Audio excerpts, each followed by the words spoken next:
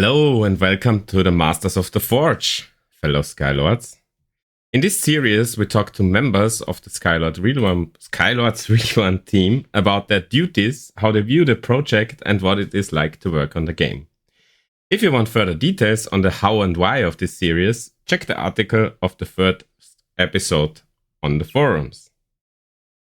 As every time, this stream will be structured in several parts, going over our guest's relation to BattleForge, his function in the team, his outlook on the project, and of course, pre-submitted and chat questions. My guest today is Windhunter, lead designer, who is on the forefront of developing what Skylords Reborn will become in the future. He's most often seen interacting with the community with their new ideas or gathering feedback on the balancing Discord, but also gives future prospects some form in his deep dive documents where concepts are outlined and explained for the community. Besides all that, he is also moving the development of new maps forward, and for the most hardcore Skylords involved in the painful task of translating all the new content. I'm really looking forward to discuss game concepts, so welcome to the stream, Windhunter. Hello. Thank you for having me. Hello. I think you're quite used already to get stupid questions from other people. So I'm really glad you are on, that I can grill you for an hour or two. As long as I'm well cooked on both sides, I'm fine with the grilling. Do you like yourself medium rare? No, I'm very much a well done kind of person. All right. So I don't think we should waste any time because I have loads of questions. But as always, our Windhunter could be a bit louder. I already did that. Let's see if the first answers will give us loud voice enough. We always start out with the real life context, and I'm asking you, in what country do you live? Do you live in a town or on the countryside? So where are you from? I'm from East Coast, United States. I live variously. In the last few years, I've lived variously between Pennsylvania, Maryland, and Delaware. I'm originally from a very small town of about 3,000 people or so. So I'd say I live in like a rural area. It's very farming heavy. Right now, I live in more of a mid-sized town, though I'm kind of a hobo because I move so frequently, given kind of my current situations and schooling and stuff like that. So I've lived probably 6 or 7 different places in the last 3 or 4 years. Did you try out the minimalistic lifestyle where you throw everything away except 15 items? I have way too many books for that, and so I would have no clothes if I chose minimalist lifestyle, because I would choose the books over the clothes. Oh, that's. I think that's also in America against the law, isn't it? No, of course. Yeah. Actually, right as of right now, where I'm sitting, my stuff is in 5 different locations, as in my books, my various household possessions. Oh Lord. It's funny. It's funny because I'm now here at my current apartment for 7 years or so, and I really try to make that my home. And in the apartment before that, I was for 12 and a half years. That's quite different to what you are doing. Yeah, I had my own place for a year of my life. I'm 29 years old now, so I've basically been. It's actually quite enjoyable once you get used to it, like just the completely unattachedness to almost anything. It has a certain level of freedom to it. So the next question on the list is, how old are you and how long are you with the Skylords Reborn team now? You already said you're 29, if I'm right? Yes. I'm 29 years old. I'll be 30 next month. I was joking on the Discord that in America we say that once you become 30, you become a boomer, which means baby boomer, so like 65-year-old. So I only have a month left to celebrate my youth. And sorry, what was the other question? How long are you with the Skylords Reborn team? I joined March 2021, so it's been 2 years and 9 months at this point in time. Okay, and you said are you still studying, or what are you doing for a living? What's your field of occupation in general? So I have a bachelor's in mechanical engineering, and I worked for a while in natural gas and precast concrete. I really liked manufacturing. Then I left that to become a Catholic priest. So I was in seminary for 5 years, but I'm actually on leave from that right now. And I'm considering whether to continue becoming a priest, probably in more of a religious order, like the Dominicans or the Jesuits, for anyone who's, somewhat familiar with Catholic religious orders. And I'm also applying for philosophy PhD programs. So I kind of in a bit in a up in the air state right now of what's going to happen next. What do I do right now? Well, I don't really make much money right now, but I don't have any expenses either. I do a lot of soccer reffing, so that's kind of like my side income. You can make money off that? Yeah, actually, yeah. I mean, yeah, you make a good amount of money, and it's good amount. It's like not as like an actual job, but as like a side thing. So like a good weekend, I'd make like $500. Oh, that's all right. That's if you do that for more or less every weekend, you can live from that. Yeah, it's around Christmas now, so not really happening, but early spring, things the girl season starts up again, so I'll have plenty of stuff to do. Where I'm from, there's a lot of soccer too, but they're usually unpaid referees. So, I think you made a smarter choice than doing it for free. There are not enough refs in America at all. Soccer is not exactly as highly popular as it is in Europe. So that's probably also one benefit you have, is that there's more people willing to do it. I think in my area, I repped 75% of all U12 games that happened. And I probably did like 40% of all U10, and then I did substantial amount of the travel leagues. So it's been kind of it's funny, like the kids knew me so well. I'm talking about both travel and rec for those age groups, and the kids knew me so well by the end that I would just literally call them by name if they did something, if they had a foul. And then you're saying, Kevin, you stupid idiot, that's the same yellow card as the last 3 times. No, I try as hard as possible never to give cards, especially for young age groups, because they can really demoralize the kids. So usually I'll say, I'll card you next time, and they'll straighten up. Okay. If they are well behaved like that, then it sounds fun. Well, all right. When did you first play BattleForge? Was it back the original EA BattleForge, or was it Skylords Reborn? So I started like a month or two after Renegade came out. Yeah, at the beginning, you kind of do what normal people do, and you play through a few PvE maps. But I was really into the PvP, so I dropped some of my. I worked as a maintenance guy in the summer as a kid, so I dropped some of my maintenance money and I bought myself some cards. Also, I discovered a glitch the one time, and they accidentally had the maximum amount of BattleForge points up. What was it, like 5,000 or something like that, for like 325, as in $3.25. So I bought like $50 worth at like a 90% discount, and then I reported the issue. Oh Lord.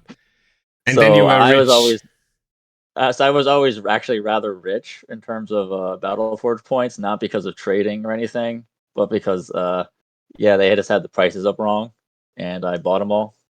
It's kind of funny. Um, as a 15-year-old, it was very nice for me because I didn't have any money. I didn't have a lot of money. Uh, yeah, but funny. So then I played PvP, majorly. Um, yeah, I mean, actually, funnily enough, I was the first English PvP commentator Oh, you in the game. commentated on games.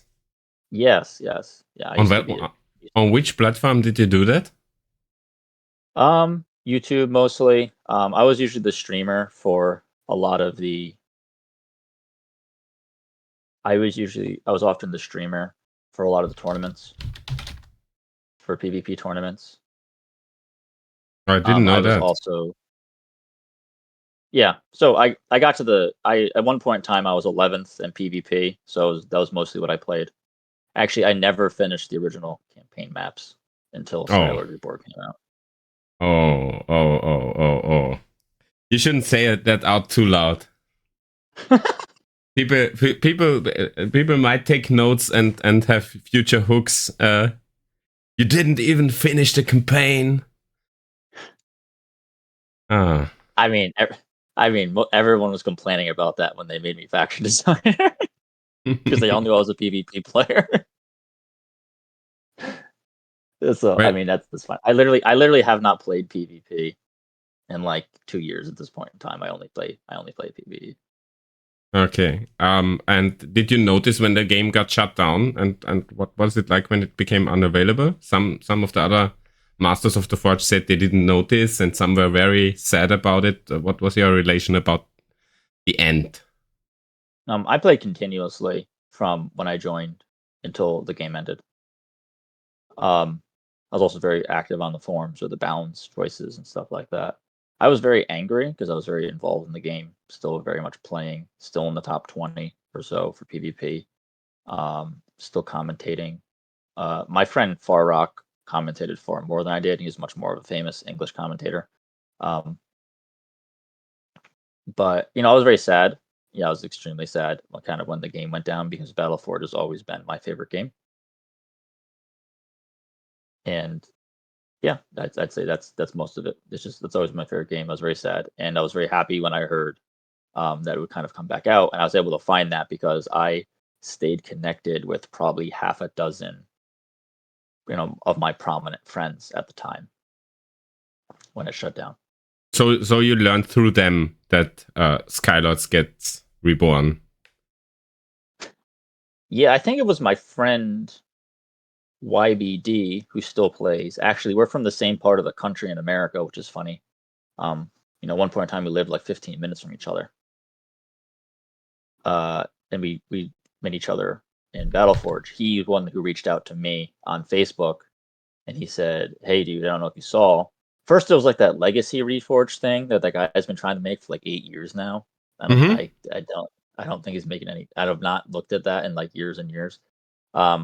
But then when what was it, Hawk or X-Link? Can't remember who was the first one to kind of announce that they were kind of remaking it. So I think my forum account might go back to 2015 or 2016, like as soon as they made the website. Um, And you followed for that Skylords closely. Reborn. Oh yeah, I followed it very closely. Yeah, cool. So you already said, but I still ask the question now. Now, years later, what's your most favorite game mode? Back then it was PvP. Now it is PvE.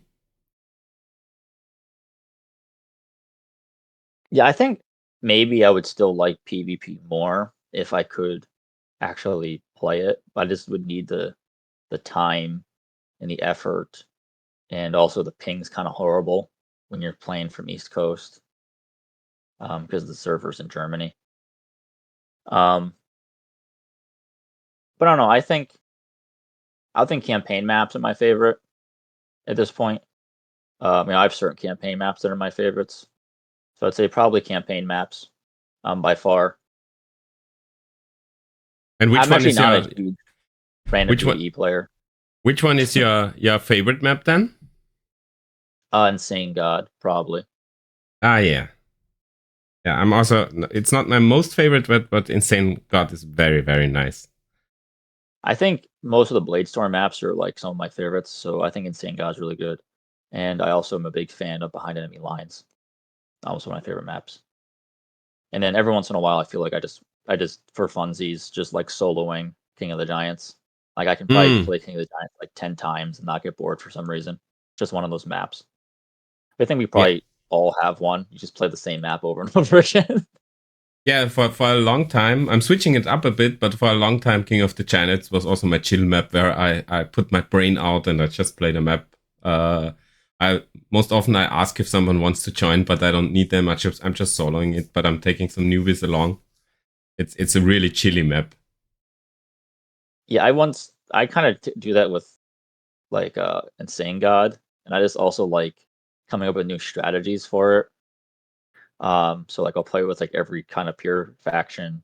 And I remember once I was playing and Irios was playing with me.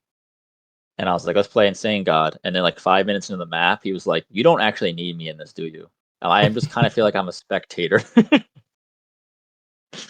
And I don't do like speedrun strats, but I guess you just get used to a map enough that it's just kind of almost like second nature.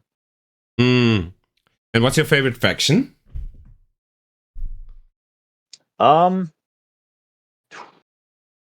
Shadow or Bandits? Yeah, and why? Why those two? Well, I'm named after Windhunter, so. Well, that doesn't mean much. So I played Pure Shadow is what I got to the top in PvE, PvP. I think also one reason I might not enjoy PvP as much is that like basically my entire deck has been substantially nerfed since that period of time. I ran like a very unique tier 2 only Shrine of Greed powered like Harvester spammy kind of PvP deck. And so that was that. My other faction I played was Bandits. And I love if people always think mine is completely different. I no, I mean I think Shadow just has some of the most interesting units. I also really love the aesthetic design of Shadow. I'm a huge fan of pipe organs, as you can probably guess from the fact that going to be a priest. So I kind of love the kind of aesthetics of the Shadow faction. I love the style of kind of play that it has. I mean, everyone says like risk versus reward, but it's more like sacrifice powers kind of things. So I think that's probably my favorite faction. My favorite faction is probably Shadow, and then Bandits. I just kind of have a particular love for. Honestly, one of the reasons there's been so many Bandit cards is just because I like Bandits so much. I mean, personal bias does seep into game design a little bit. Dachi is writing on the chat, isn't Frost your favorite after pouring all your heart into it? No, though I would know I play a lot of Pure Frost in campaign, so like I do enjoy. I actually don't play Pure Shadow all that much because like the deck needs to be finished in my opinion for like tier 3 and tier 4, especially tier 4. But no, Pure Frost is not my favorite faction, though I'm very happy with how Pure Frost came out. It's just one of those things like you're kind of very proud of your own work type of thing. I think Pure Frost is some of our kind of better work, if not some of our best work. But it's definitely not. I wouldn't say it's my favorite faction. I like Frost a lot, but it's not my favorite faction. And what's your favorite unit? You already mentioned the Harvester. Is it your favorite unit, or is it the Windhunter, or what is it? Yeah, Harvester's probably my favorite unit. It is the Harvester or the Harvester promo? Oh no, normal Harvester. Normal Harvester. The Harvester promo is kind of gaudy, in my opinion. He's got a little too much gold. Ah, I get it. I also started to use almost no promos. Maybe because I'm bold enough to have them but not use them. And on some of the units, I really think that the worst of the worst is the Mo promo. Oh, it's terrible. I completely agree with that. I think Mo promo's terrible. Because if he could be a representation of Mo becoming the king of the fire tribes, why is he suddenly blue? I don't get it. I think he's supposed to be like a joke that he's taken over by the Lost Souls. Oh, maybe. I'm pretty sure that's the goal. I mean, in terms of promos, I think Lyrish Knight's one of my favorites. Oh, that's a cool one. Yes. I think Lyrish Knight looks great, and I'm also a huge fan of. Oh my! I was just thinking of it. Please say Swamp Drake. No, I like Swamp Drake, but he's not my favorite. I think Swamp Drake's a good one. Oh, a Fire Dancer. I really like Fire Dancer. Yeah, the Fire Dancer is nice too. That's true. Those are probably my top three, like Fire Dancer, Swamp Drake, Lyrish Knight. I'm not a fan of the Harvester promo. I kind of like Falling Sky Elf too. She looks pretty good.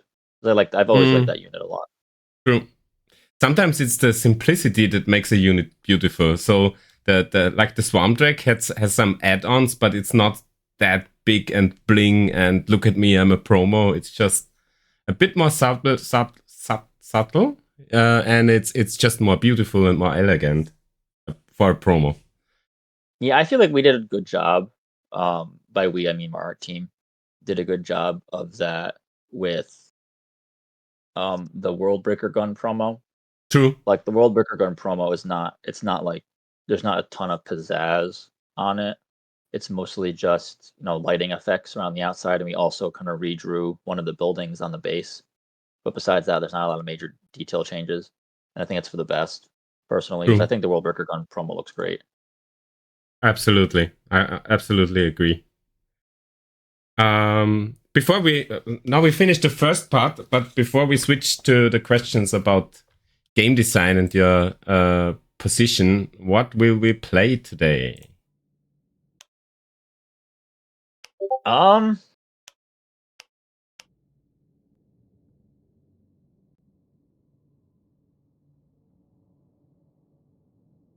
would say let's do Crusade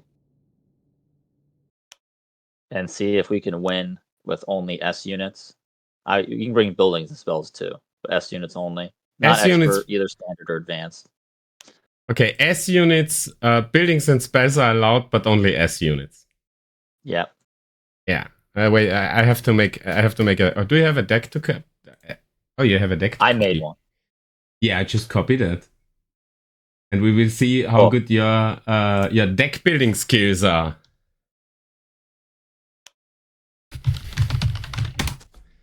So, what do we have here?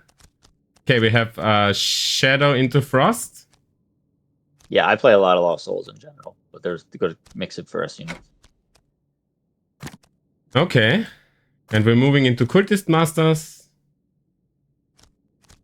No Unholy Hero for the Cultist Masters?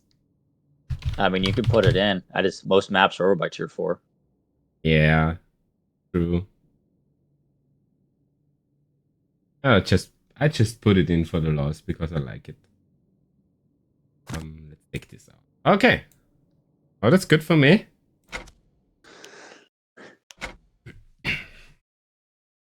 On advanced, it shouldn't be too much trouble. So let's start with the very top level game design in general. Did you have any interest in game design before you joined the Skylords Reborn team? You already mentioned that you were very active on the forums, so you voiced your opinion. So what's your relationship with game design before you really became into such a leadership position? So I would say kind of what got me my position is I ran actually my license plate is Dungeons and Dragons Master in my car. Yeah. And so I did a lot of work as like dungeon mastering and such and such. I actually have before I joined, I had 6 years of being a dungeon master. I've made, kind of dozens of my own spells and unit classes and abilities. I've designed my own maps. I wrote all of my campaigns from scratch. I don't use pre-made books or anything like that.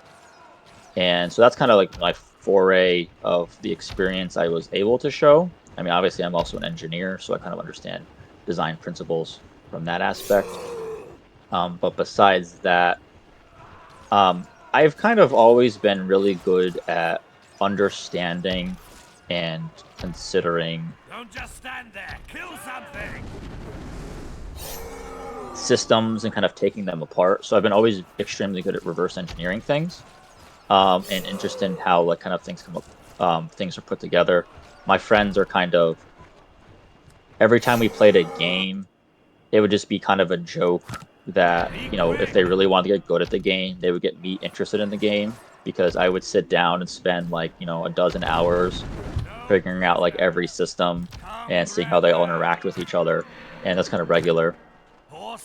I mentioned to you in chat the other day. I think it's kind of worth mentioning is I played this like browser game called Battle Knight, and I at like 15 had kind of the most prominently read in-game guide for it, and I also reverse engineered most of like the game's siege systems kind of successfully, which was kind of a lot of fun from my side. And so the idea of like reverse engineering things and understanding how they go together has always been kind of a love of mine. In terms of designing things myself, it's mostly just Dungeons and Dragons. But that's something we have in common. I'm playing for, I don't know, 7 years now, and I'm mastering for 6 or something like that. And Dungeons and Dragons is really a nice playing field for creating your own systems and testing them. So something we have in common is what kind of game master are you? That's something I'm interested now. What do you mean by that? Yeah, are you into high fantasy stuff? Are you into some crazy Cthulhu style madness, or what is happening in your campaigns? So first time we fought a Eldritch Horror kind of being, but it was very much like kind of high fantasy set up in a city state.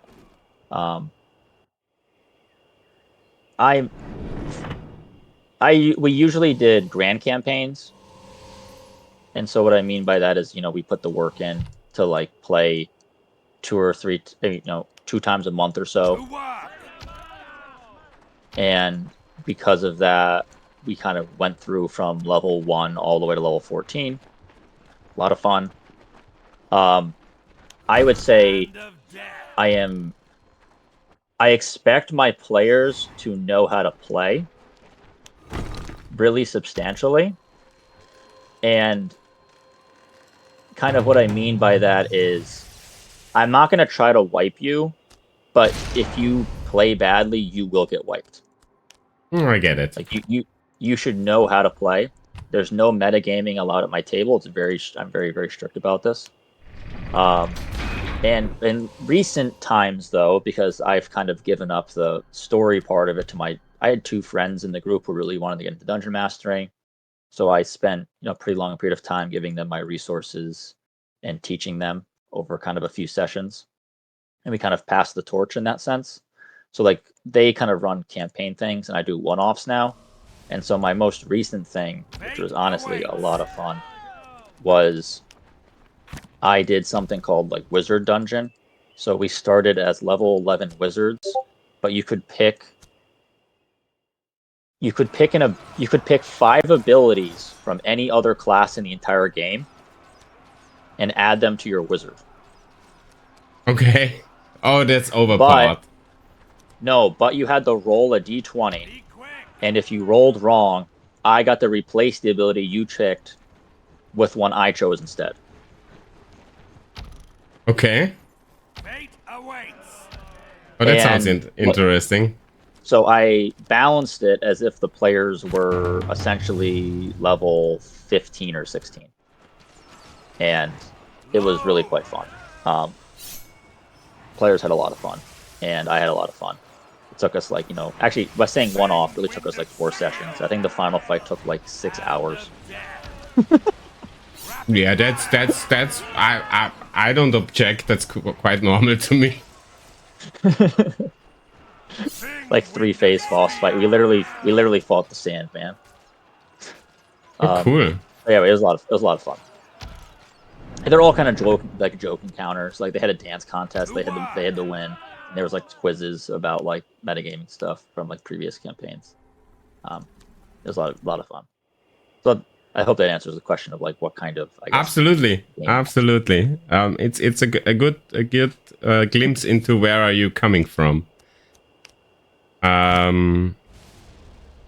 I got a pre-submitted question, which is, what is a designer actually doing? Is it a lot of meetings or discussions and feedbacks from players, or testing, or what do you actually do? Load. I guess it depends in some sense on like what do we mean by designer, because I design so many different things. Like I'm in charge of card design. I'm in charge of game design. I'm in charge of map design. And so how that actually looks is pretty highly dependent upon what we're doing. For faction design, we have a Trello board. We have like almost most cards in the game at this point in time sitting on the Trello board. And part of that is just thinking about a card, thinking about what you want to do, and then writing up proposals for your card implementers. People like Hero and Coco Fang and Lee Boven to put their time in and put it together.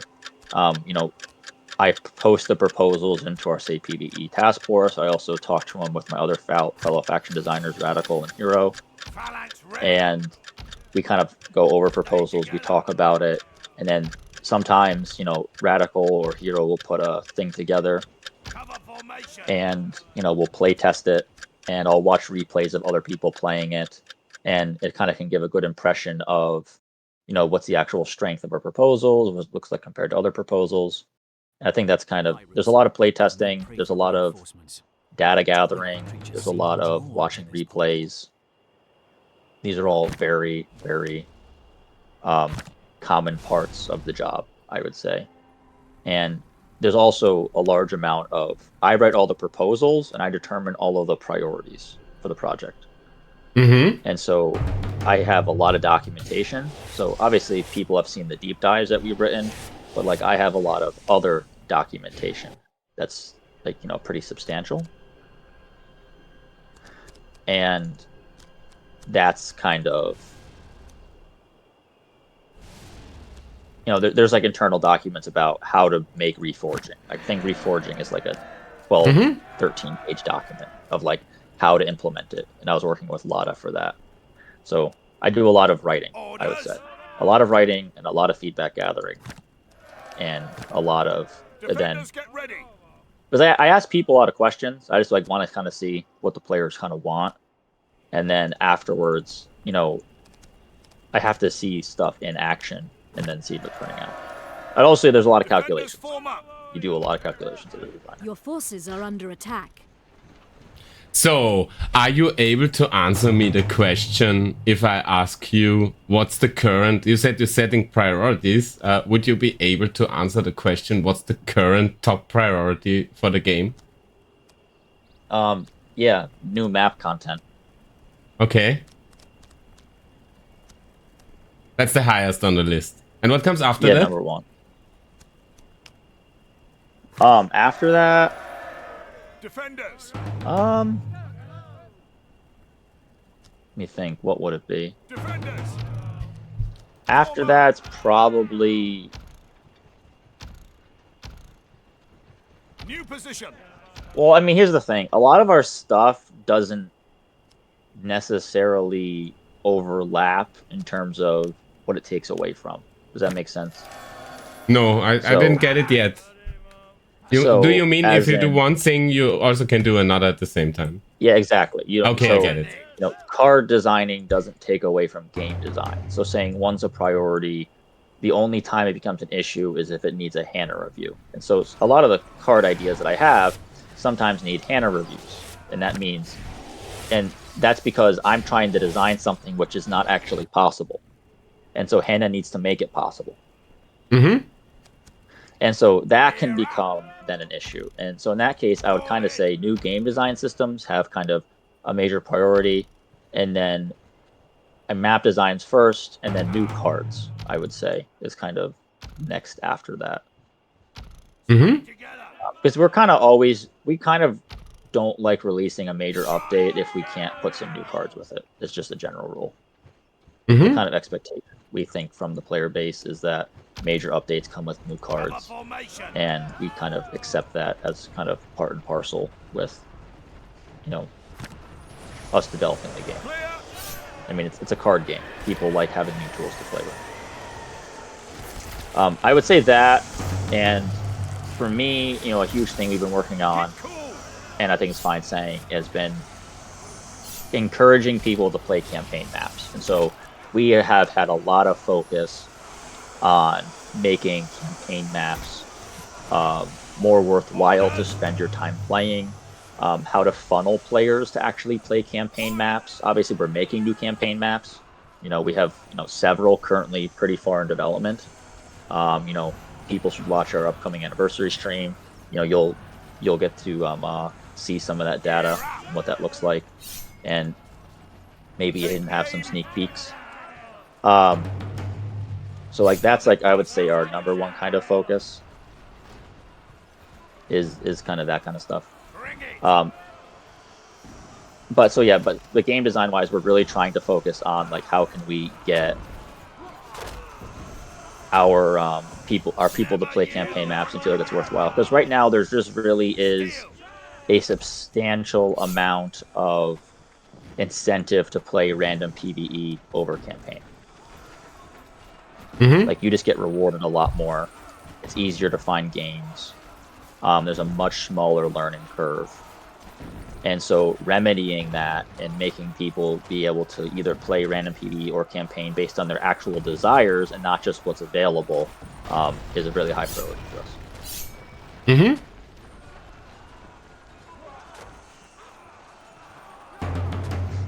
I'm making I prepared a curveball to stay a bit more on the top level, and that is what are some other games you played in the past that think have a good design and a good design philosophy, and why are those Mario? good games? You literally mean Mario is number one. Yeah. Okay. Very simple, intuitively kind of teaches its players how to play the game. I think that's a huge part of good design, is that the player should be able to intuitively understand how something works without having to read a lot. I mean, yeah, they should read at first, but they shouldn't have to continue going back and reading over and over and over again. And so, for example, I think we did a really good job with reforging because you can just put things in and out with it, and it tells you the percentages, and it becomes intuitive. You just understand how reforging works after doing it a few times. You don't need to keep thinking about deep thinking is rewarded with reforging because you think come up with good card combinations, like 2 ultra rares, 2 uncommons, that kind of thing, or 3 uncommons and a rare gives you guaranteed rare. Those kind of things are cool, but it becomes an intuitive nature of it. I think that's hugely important for game design. I think something Mario does that. I think I'm a huge fan of ARPGs, kind of action RPGs. So I really love games like Grim Dawn or Diablo style games. I think a game that does phenomenally in game design is Hades. Hades is a good one. Because the difficulty changes as you get stronger. You basically make yourself stronger, which makes the game easier. And then afterward, you can make the game harder again versus heat mapping. Adding the heat things. I do think that this approach does have negatives, though. And for example, Hades for me is actually a very easy game because I play a lot of games like this. And that's cool because it's kind of inclusive for other people playing it. But I didn't get to the heat feature until I had like trivialized the game. I almost beat Hades my second run. I lost to, Hades. Like I almost beat him. As soon as I got the shield, I think I have like 35 successful runs and not a single loss, like almost no matter what I put the heat map on. And so one issue that that kind of game has is for people who actually are big fans of the genre, it's almost so accessible that it becomes extremely easy. The only reason I kept playing the game was I wanted to see what the story was, Your which I forces mean are under shows attack. another aspect of good game design from their side is that the story was worthwhile enough that I actually wanted to keep playing to see how it went. I mean, that's just a really well executed game.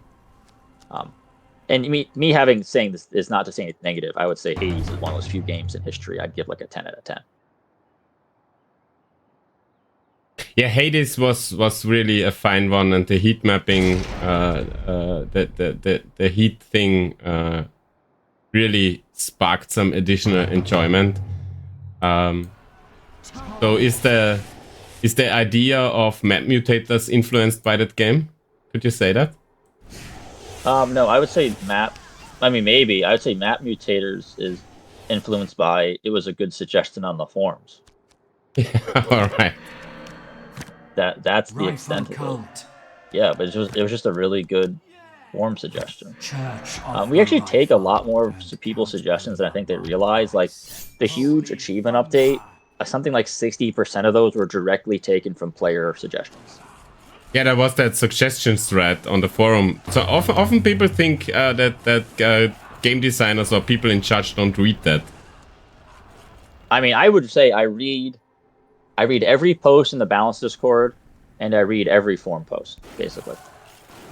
So there's definitely a lot of reading. Again, that's part of the game design part. Like you do a lot of reading as a designer, and but yeah, I mean, so I think community suggestions in those cases are like highly important, and also highly helpful for us.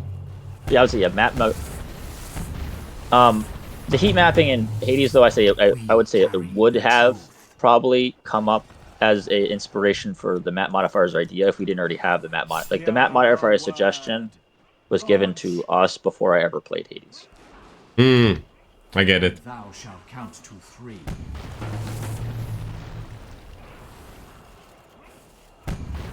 Good. The western path is clear of enemies.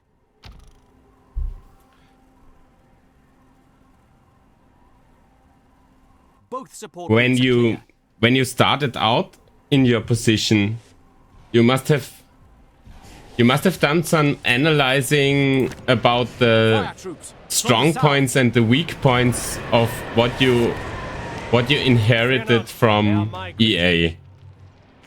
What did you identify as very weak and very strong points of the game when you just started out changing stuff? I would say... Oh, I might crash. Classic.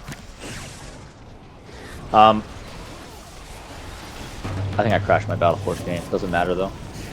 Yeah, we are already winning, so it's all right. But it's good that it's good that you told me, so I know I have to defend your side too. Rifle cult. Strong points. Core design system. BattleForge's core design systems are just extremely well designed, in my opinion. The power system, the elemental system, the void system, these are unique. They're really cool. They interact with the card collection system in an extremely good way.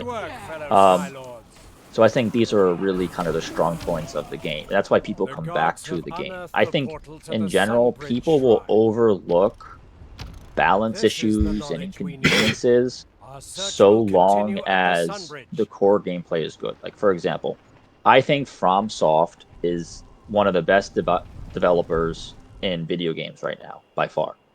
I've played the Dark Souls games. I have not yet played Elden Ring. I'm kind of burned out on Dark Souls, to be honest. But I played AC6. I played through Armored Core 3 times so I could get the New Game Plus ending, and I've S-ranked like over half the missions at this period of time. But one thing FromSoft is terrible at is balancing. FromSoft are terrible at balancing. Absolutely atrocious at it. It's almost a joke how bad they're, certain weapons and say even Armored Core are absolutely useless, and some of them are so broken that they trivialize missions. But everyone over, and honestly, some of Dark Souls is also just BS. Like some of the difficulty is just designed to be like almost like arcade level of like I'm just gonna kill you for no reason. Or like the dragon boss in Dark Souls 3, the final one before in the DLC, is literally designed so that you can't see its tells if you're playing multiplayer. So it's literally just a screw you multiplayer boss. But everyone overlooks those issues. Why? Because the core design of Dark Souls, the aesthetics of Dark Souls, and the aesthetics of, say Armored Core, and the core design system of Armored Core, the fact that you can pick between 80 weapons and you can choose your own mech, and we ignore the fact that the balance is so bad. Like we just don't care because the core gameplay is so good. And I think that's kind of true of BattleForge. I think the core gameplay is really good. I think there's minor inconveniences, like the AI acts like really stupid sometimes. Like anyone who's ever tried the micro shamans has this like extreme frustration of like shamans just don't do what you want them to do. Like, why are you so incompetent, shamans? Or like try to play with lost wanderers. It'll make you like want to rip your hair out. Like, why are you shielding the healthy unit? Shield the, because it's just not designed. It just doesn't have like AI systems, right? Or the formation system with your archers like will drive me crazy sometimes. Like, why are you keep walking? Just shoot. But to be honest, that the formation system is a plus and a minus. The minus is it's sometimes horribly working really, really bad, but it's very pretty. Very pretty. It's kind of the one reason why we kind of undid our like shooting animations so I could like return to making it feel like it's like a battle, like firing all the time. So I would say the main issues we were facing in BattleForge were not core design issues. That's why we haven't really touched the core design of the game because it's just really good. I would say the main issue is balance. Primary issue is balance, and that means that's both in terms of in-game balance but economy balance. The economy when I came in was already showing major signs of stress, and by the summer was in basically collapse. Like the economic system of BattleForge was in a terrible state by the summer. True. Which was a great opportunity to earn BFP. I mean, but we had runaway inflation with ultra rares, and we had collapsing deflation with commons and uncommons. And by the time we hit September, even all of the rare cards in the game were in a state of deflationary decline, and it was looking really bad. I mean, we had infected like 6,000 BFP at one point in time. It was just absurd. Yeah, especially the I think nobody would have cared if the commons are breaking in, and nobody would have cared if the uncommons are breaking in. But what was happening to the rares started to get really bad. Yeah, I mean, I literally watched Bloodhorn go from costing 600 to costing 300 in the course of like 2 months because there's just so much BattleForge points in the system, and there's just nowhere for them to go. So eventually, it just collapses everything. It's funny if it had gone on like another 2 or 3 years, even the rare ultra rares would have collapsed. I mean, at that period of time, something like 40% of ultra rares were worth under 20 BFP points. Like Forest Vim or Stronghold, like these things were just useless because they were useless cards. I mean, Forest Vim's kind of still useless, but Stronghold obviously not anymore. Yeah, the Reforge did solve that quite nicely, I think. Yeah, I mean, I think it's amazing how well Reforging rebalanced and has essentially permanently stabilized the economy. It was a bit tricky at the beginning. It seemed people thought it was going to collapse the economy, but believe it or not, that collapsing issue was actually because of the minus 100 BFP booster discount that happened for a month. It was not Reforging. Yeah. I mean, that was Reforging also caused a thing. A huge realignment of the economy that was kind of very shocking, but it was the actual collapse was caused by the booster price cut. Yeah, when the next year turned up, I was already writing. I don't know who. I think I wrote Majora, and I told him if you make the booster discount again, I will at least earn 100 to 200,000 BFP for doing nothing. No, the next year I literally said, we're not doing it again. Like, it's Yeah. just not happening. It's never going to happen again. It just can't. The economy can't take it. True. I mean, the economy could take it, but it would make some people just much more richer, and it would have no benefit to anybody except some of the cards will crash down and then later get back up again. So no benefit. Yeah, I think nowhere. it took 3 months for the economy to recover. Like, that's how substantial it was. Mm. So to summarize it, it was the Strongpoints was the core gameplay, and the weakpoints was the balance and the economy. Did I get that right? Yep. On several occasions, you mentioned that you see yourself and the Skylords Reborn team as stewards of the game. Can you elaborate in more detail what you mean by that? So, if anyone's ever watched like Lord of the Rings, I'm assuming most people probably have, just classic at this point of time. And if you haven't watched Lord of the Rings movies, you really should. I mean, I'd also recommend the books. They're absolutely superb. I'm rereading The Hobbit right now. It's on my desk stand. I'm like about a third of the way through. So in Lord of the Rings, Denethor, who is in charge of Gondor at the beginning, is the steward. And, the steward is the person who is supposed to watch over the city while waiting for the actual king to return. This use an analogy from what I'm kind of familiar with too is, in Catholicism, the Pope is like this. The Pope is not actually able to say anything he wants. He's actually a steward. He's only supposed to kind of protect and maybe elucidate the implications of what's already been given. And so a steward is someone whose job primarily is preservation of the original vision of the actual person in charge. And so in my view, we're not the makers of BattleForge, we're its preservers. And I mean, that's not always like super exciting. I mean, I guess for us, because it's constantly like, oh, but I should say, to start again. What it does is it acts a constraint upon us. We say, the community wanted BattleForge back. Therefore, we can't just change what it means to be BattleForge. Our goal is to preserve what BattleForge is, but also to fulfill the vision of what BattleForge is. And that vision being what the designers seem to have wanted to do, but because of either, unwillingness or unableness, maybe because of the corporate structure or because of, lack of, the need of monetization or lack of developers, were not able to actually successfully do themselves. And so this is how our deep dives function, for example. It's the question of what is BattleForge and how do we make it more BattleForge? So I personally don't think that we, as kind of the community revivers of BattleForge, have the authority to make changes to core design systems. I think doing so is something that only the original devs could have done.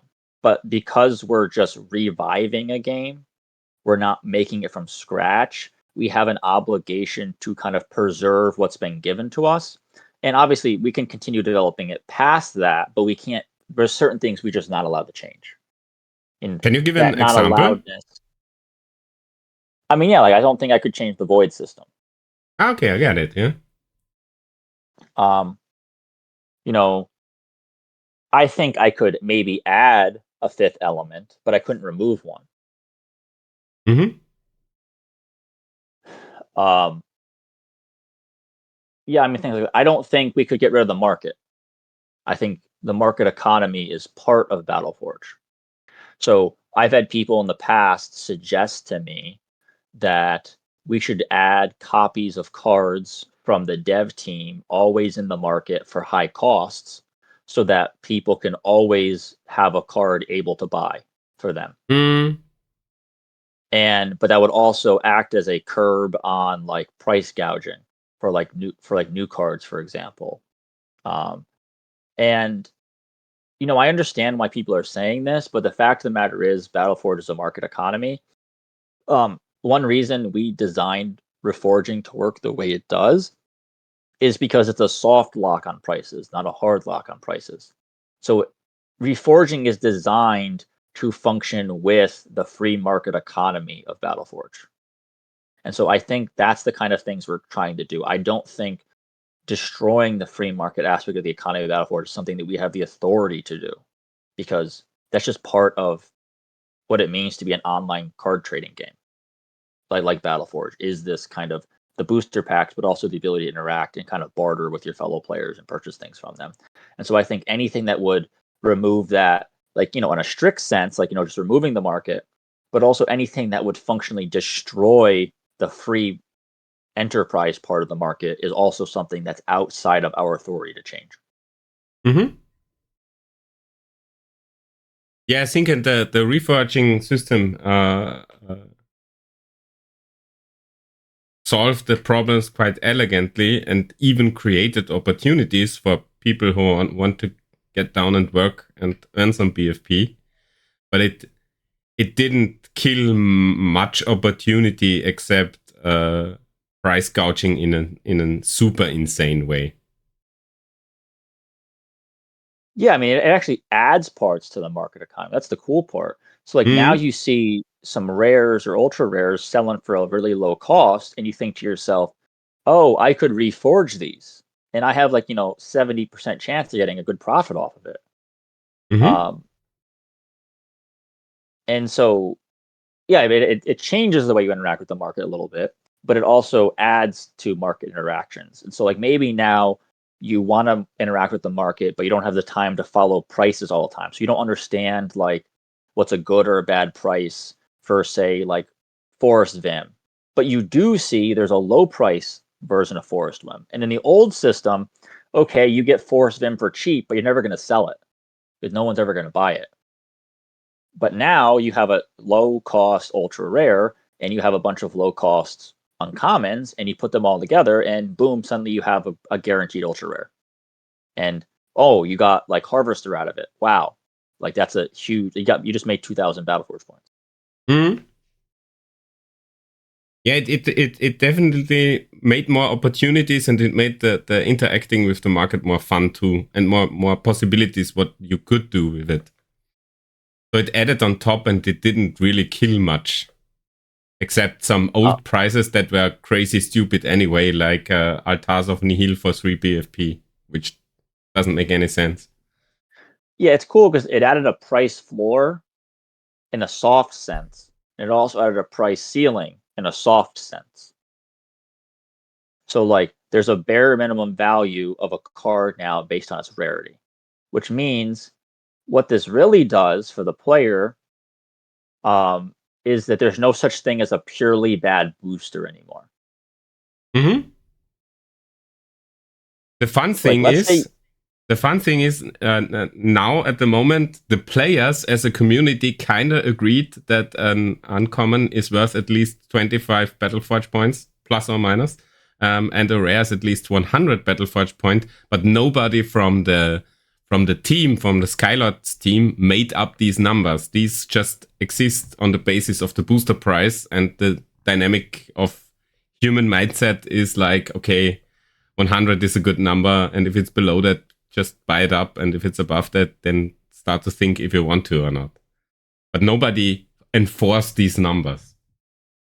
Yeah, so like when we did the calculations for reforging, and again, like it's like a 13 to 15 page sheet. It's kind of crazy.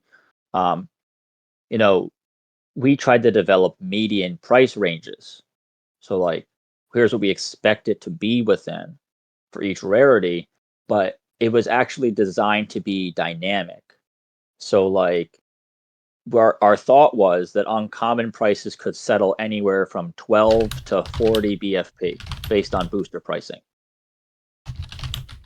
which is quite of a range. Now we've seen it settle at 25, which is kind of cool. But then you still see that certain cards which are more desired still are worth more. Like Infect is still sitting at 2,500 BFP, and that's fine. But it's not sitting at 6,000.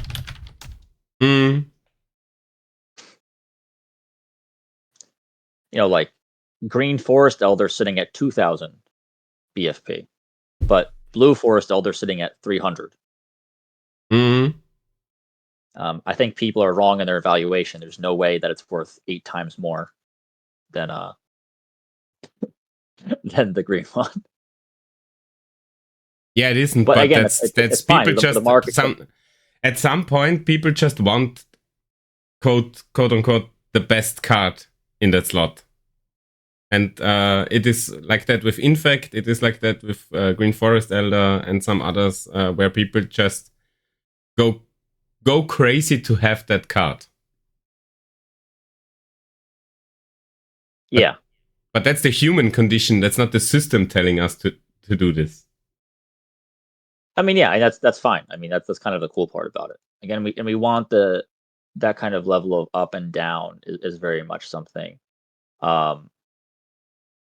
that again we want to support, because this question goes back to like, what does it mean to be a steward?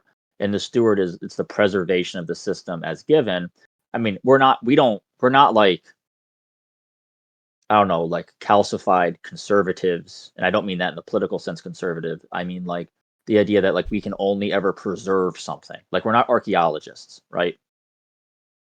We're not trying to just keep the past as the past and like it can't change at all. But the point is we should be able to preserve what we already have anytime we add to the development, and we shouldn't be removing unless the thing we're removing is so. I mean, that's just beyond it. Like some changes, some balancing were just wrong, but also like some things were just kind of money grabs. But like even then, like we're kind of wary of what we do with those things. Like I'm very afraid to touch Amii Monument. Yeah. Also, Shrine of War was a money grab. Shrine of War. Yeah, Shrine of War was a money grab. It was the card you had to have, and people spent BattleForge points, and in the end, it was clear it had to be touched. And I'm really glad and really glad that it ended up now where it is right now. I mean, I get some people are kind of upset about the fact that we increased its like the cost of its, you know, the orbs required. But like in some sense, it's a slap on the wrist for a lot of decks. I mean, I completely agree that we need to figure out a way to do Rainbow Void Return, and that's definitely something we're working on. In fact, we had a pretty good Amii card. We're going to release an Amii Shrine card. I'm leaking things, but it's just we don't have Amii building animations. We just can't release it. So like we actually have a card designed, it's functional and everything like that, but it crashes the game because there's no Amii building animation. Oh, I see. You know, that's one of the issues with,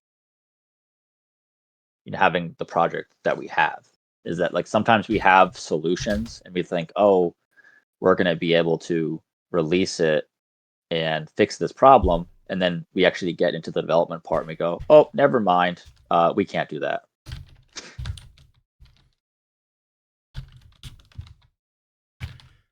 Like the chat is going wild on the term money grab. Fire Dancer and Harvester is discussed. Yeah, it might be. It might not. I like those unique selling points, like Mana Wing being the only tier 1 flying unit and Harvester being the only XL on tier 2. I don't see those as cash grabs, but as unique selling points for a faction. Mm-hmm. So you already mentioned that you had a huge documents. When we talk about balance, does that mean you have pages and pages of Excel sheets that calculate everything out to approach balance? How do you do that? I do have a huge kind of Excel sheet. And we even in the stats page on the wiki, which you can find, we put the formulas that we kind of use for calculations. So we definitely use a lot of Excel sheets and count things like that for initial numbers, but most of our numbers come through playtesting. That makes sense. So the Excel sheet gives you a starting point, and then you figure it out by playing. Yeah, I mean it's amazing how on point. I mean, there's misses sometimes, but like I've said this a few times before, like Bonsai Lord was implemented an hour before it was released. Literally 1 hour, Hannah implemented it before we released the card, and it had a bug. Anyone who remembers it, like it could instant kill bosses because the birds would smash into it and not explode, but deal their damage anyway. That had to be hot fixed. But besides that issue, I mean, we also changed the number of birds from 3 to 2, but the stats remained the same. Like we increased the bird health and we increased the damage proportionally. It was making too many birds and it was causing performance issues. That's why we did that.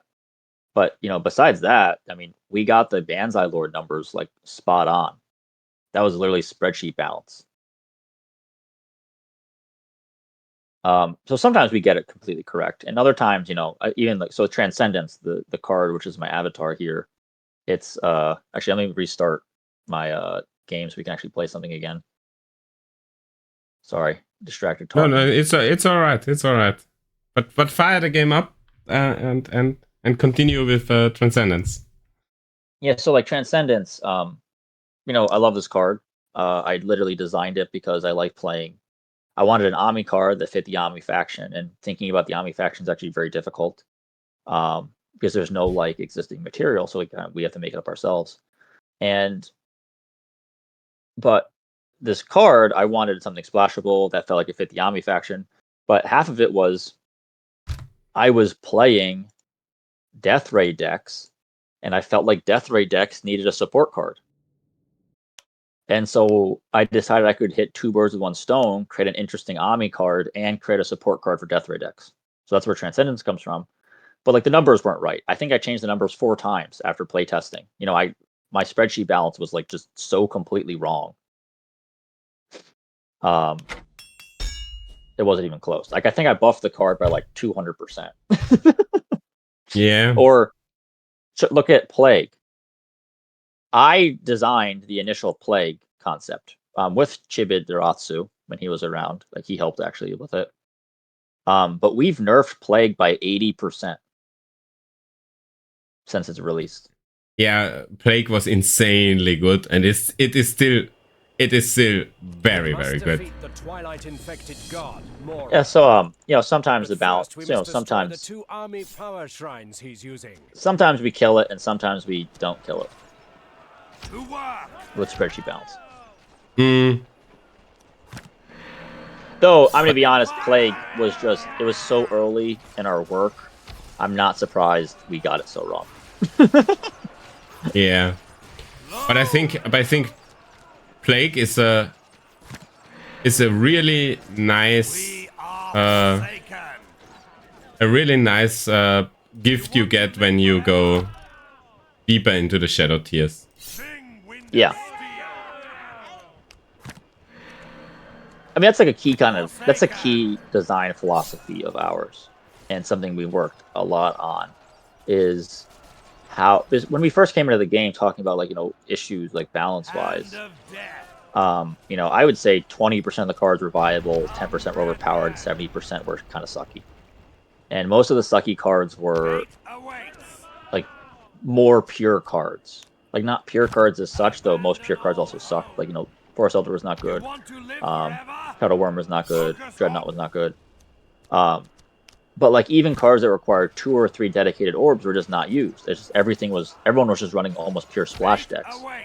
Mora's minions And obviously, like, more splash decks are always going to be higher viability, and that's totally fine. But like actually creating a game system where a player wants to invest in more orbs is really one of our primary design goals. And who can advance. And I feel like we've succeeded a lot now. Like a lot of people now, like you want to play the pure frost deck, you want to play the pure nature deck, you want to play even like the pure bandits deck in a sense. And kind of, and one of the reasons behind that is I think it gives. The east should take some ground. I don't know. You get to go. There's the fun part of like creating your deck, right? And like making it a rainbow deck and kind of making between these different crazy colors, and you realizing like, wow, I really succeeded. Like that's one pleasure of the game, and that's a really good one. We want to preserve that. Like I really like doing that myself. But there's also the like fantasy of the game, and the fantasy being like the power fantasy, or like the idea of like playing as Shadow, kind of identifying as a Shadow in that sense. Like I think League of Legends does a really good job of designing in that way, and I would say in some sense I'm a little inspired by like their way of that idea of like self-identification with the character, and like creating factions. You feel like you kind of feel like you're really into the Shadow faction, you're really into the Frost faction type of thing.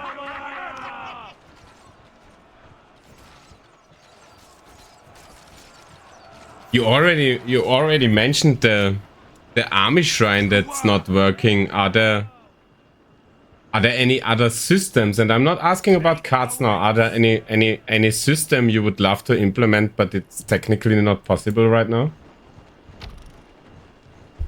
I actually had to think for a little bit because it's like probably like a half dozen or a dozen of them.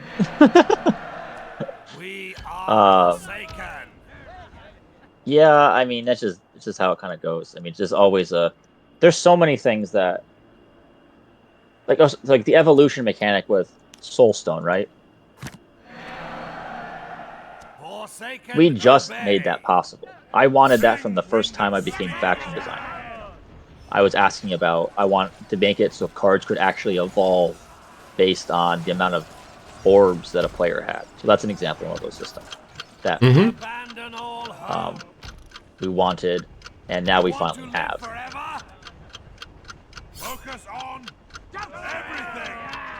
In terms of, I mean, map modifiers is kind of one of these systems, right? Like we just kind of wish we had it already. But, we're working on it, and hopeful kind of soonish. No promises, but like that's one of those systems I really wish we had kind of in place right now. Yeah, anything more fancy that's just literally not possible? Here's the thing, like Kubik and Hannah are like really good at their jobs, and so like I don't like saying things are like purely not possible. Okay. It's mostly we can make this happen, it's just gonna take a lot of time. That makes sense. Mm-hmm. So like literally not possible. I mean, I don't know. I really want to make like a deck building mode, but we technically can't do it right now because we don't have any of the systems built. And by deck building mode, I mean like it's like you get a tome, and as you kind of progress, you unlock more booster packs, and you have to play through a series of maps only with the cards you get in the booster packs. So like it's a deck building challenge, and like actually create a design mode that works around this, and that's scaling. And we don't have the systems in place right now to actually create this. And so like despite me wanting this, I can't actually make this happen right now. Yeah, the deck builder mode was already part of several surveys, and people would be really hyped for that, I think. But I mean, what is not possible right now is not possible. But I think because it is mainly an UI challenge, if I get it right.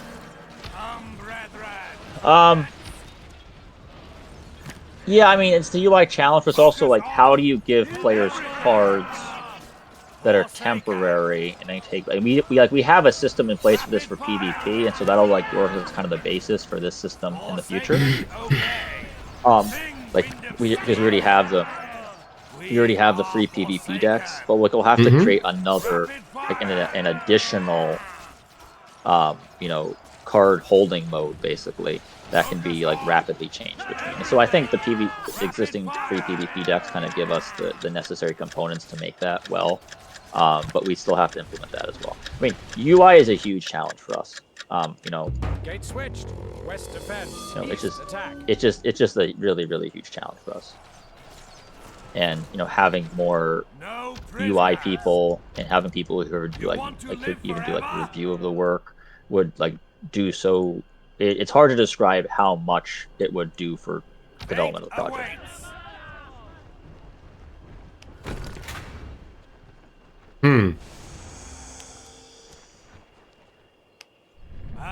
Like UI designers and artists are kind of, I think, two of our common like pain points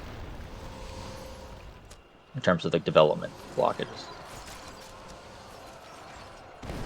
Well, we will come to the what the project needs as persons later. Anyway, when we talk about stuff like reforging, so the systems on a grander scale, how is the internal process for decision making for this? So somebody comes up with reforging, nobody knows yet if it's a good or a bad idea. Who talks to whom and talks about what to decide will we implement reforging or not? What does that process look like? Well, I mean, reforging was kind of a funny process. Reforging was Windhunter is a faction designer. He thinks reforging is needed to fix the economy. But he's not in charge of game design.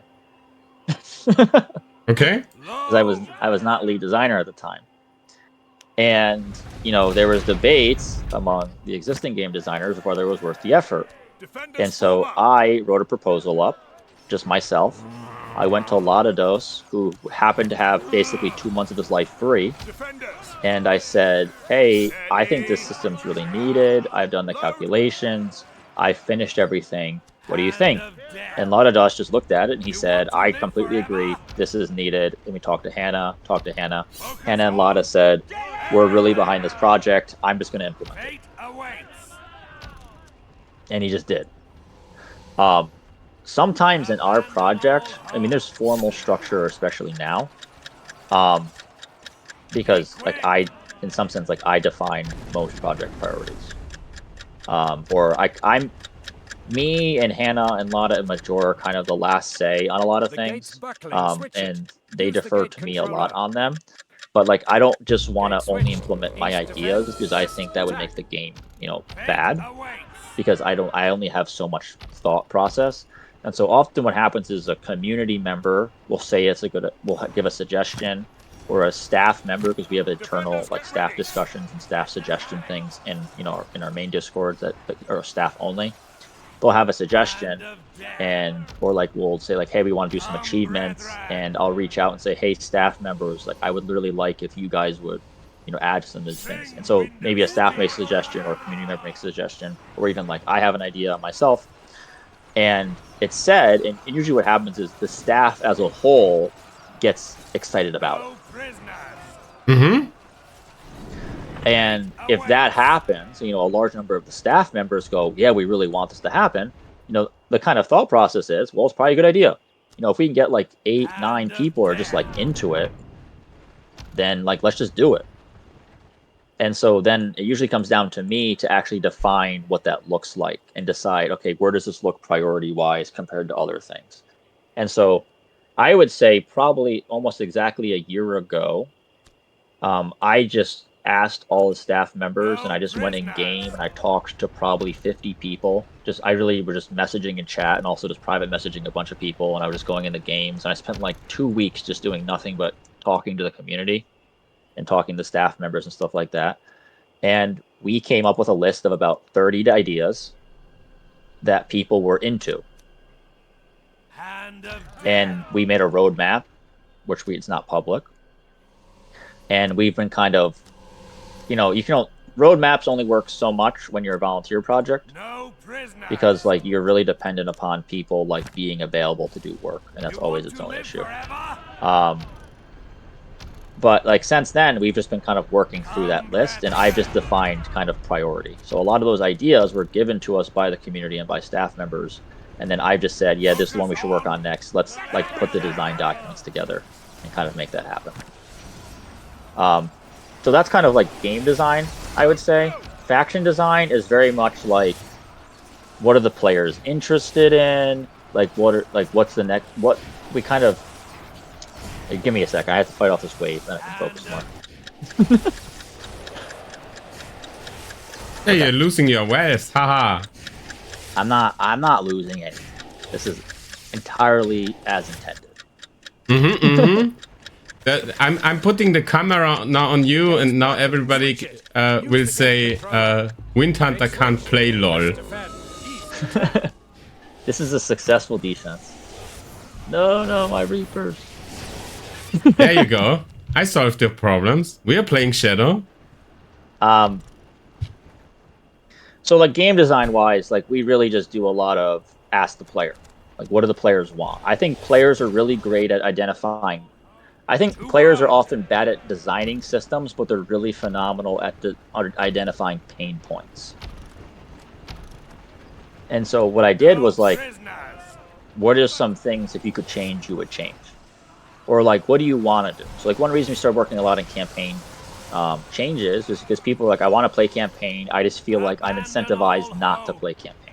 Okay, so then that's what I'm given by say like 15 players. And I think it was actually much more than that, but like the 50 I talked to.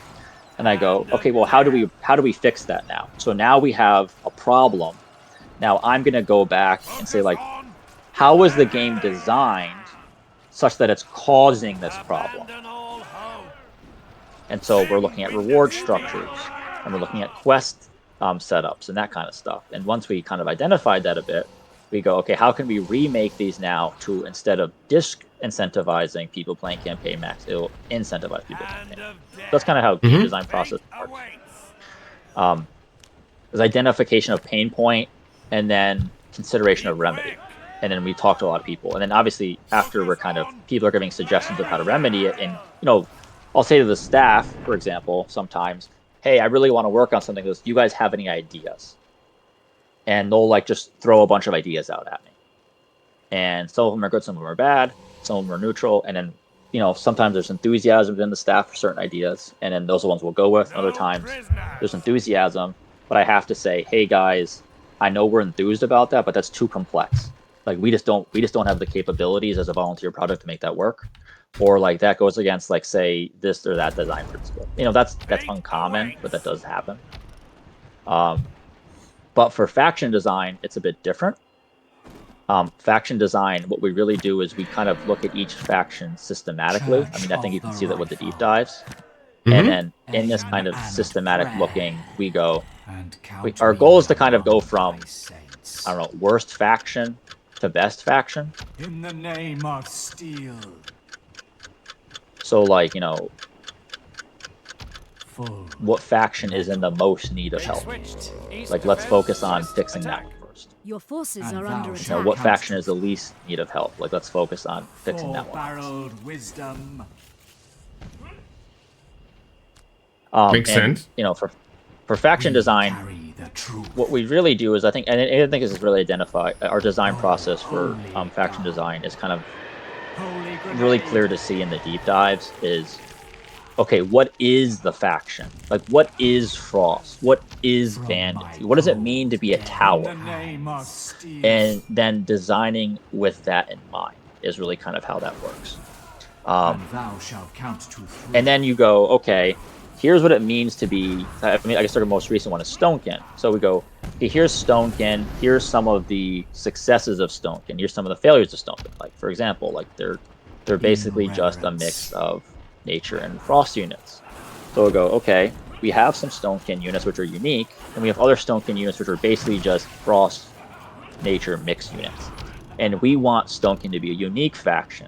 So here's the kind of normal archetype. Can we come up with something that fits these living stones but that also fits nature and also fits frost. Because they Good should work. take from The nature and first frost without power being a shrine copy is of them. destroyed.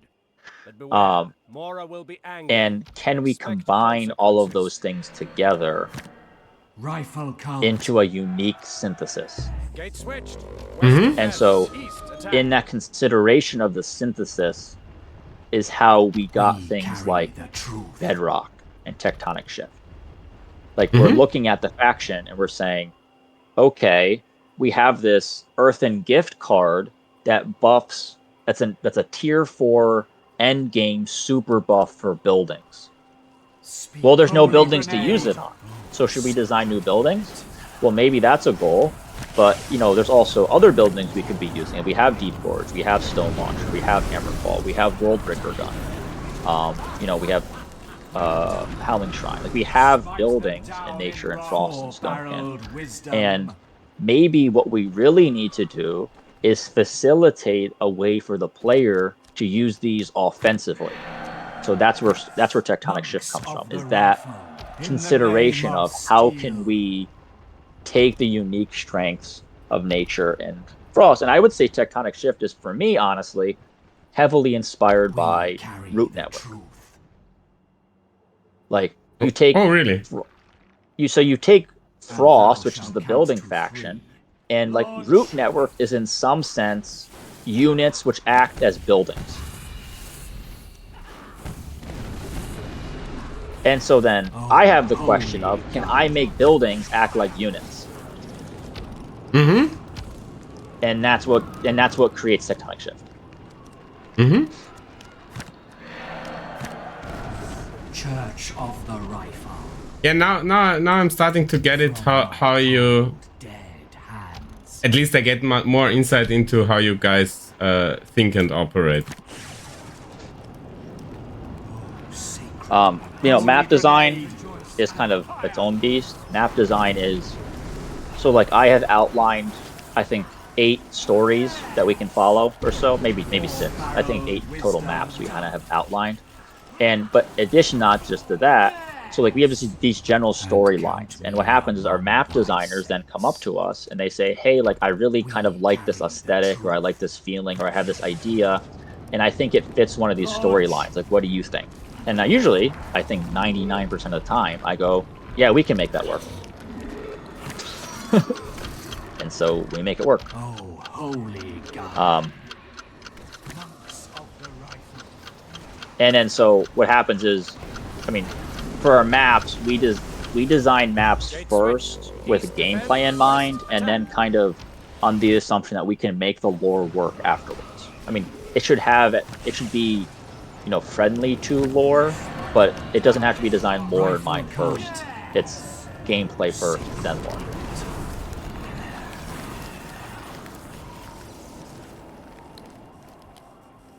Is this why you started to make the deep dives, to make to have a clear document what you are trying to achieve? Count me among thy saints.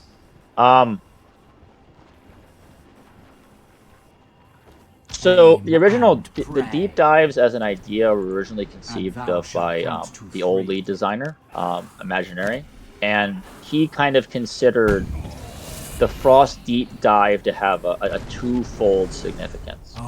And the first significance is it's a way for us as a community project to communicate to our players how we go about thinking. That's it. The second shrine is gone. Maybe Mora will And so we thought that was very, highly already important summoning more Twilight Spawns. to do We that, must destroy him. because like no matter what else we have, like before he summons too BattleForge many is of those and should wretched remain a creatures. community project. Destroy the And so we want to tree have things like that the keep his community magical involved shield up. in understanding them, and having them be able to follow what we're They saying, will not just have revive this each kind of other. opaque Try black to box. destroy them all at once. And so that's part of it. And the other major part though is just it helps us think the faction through.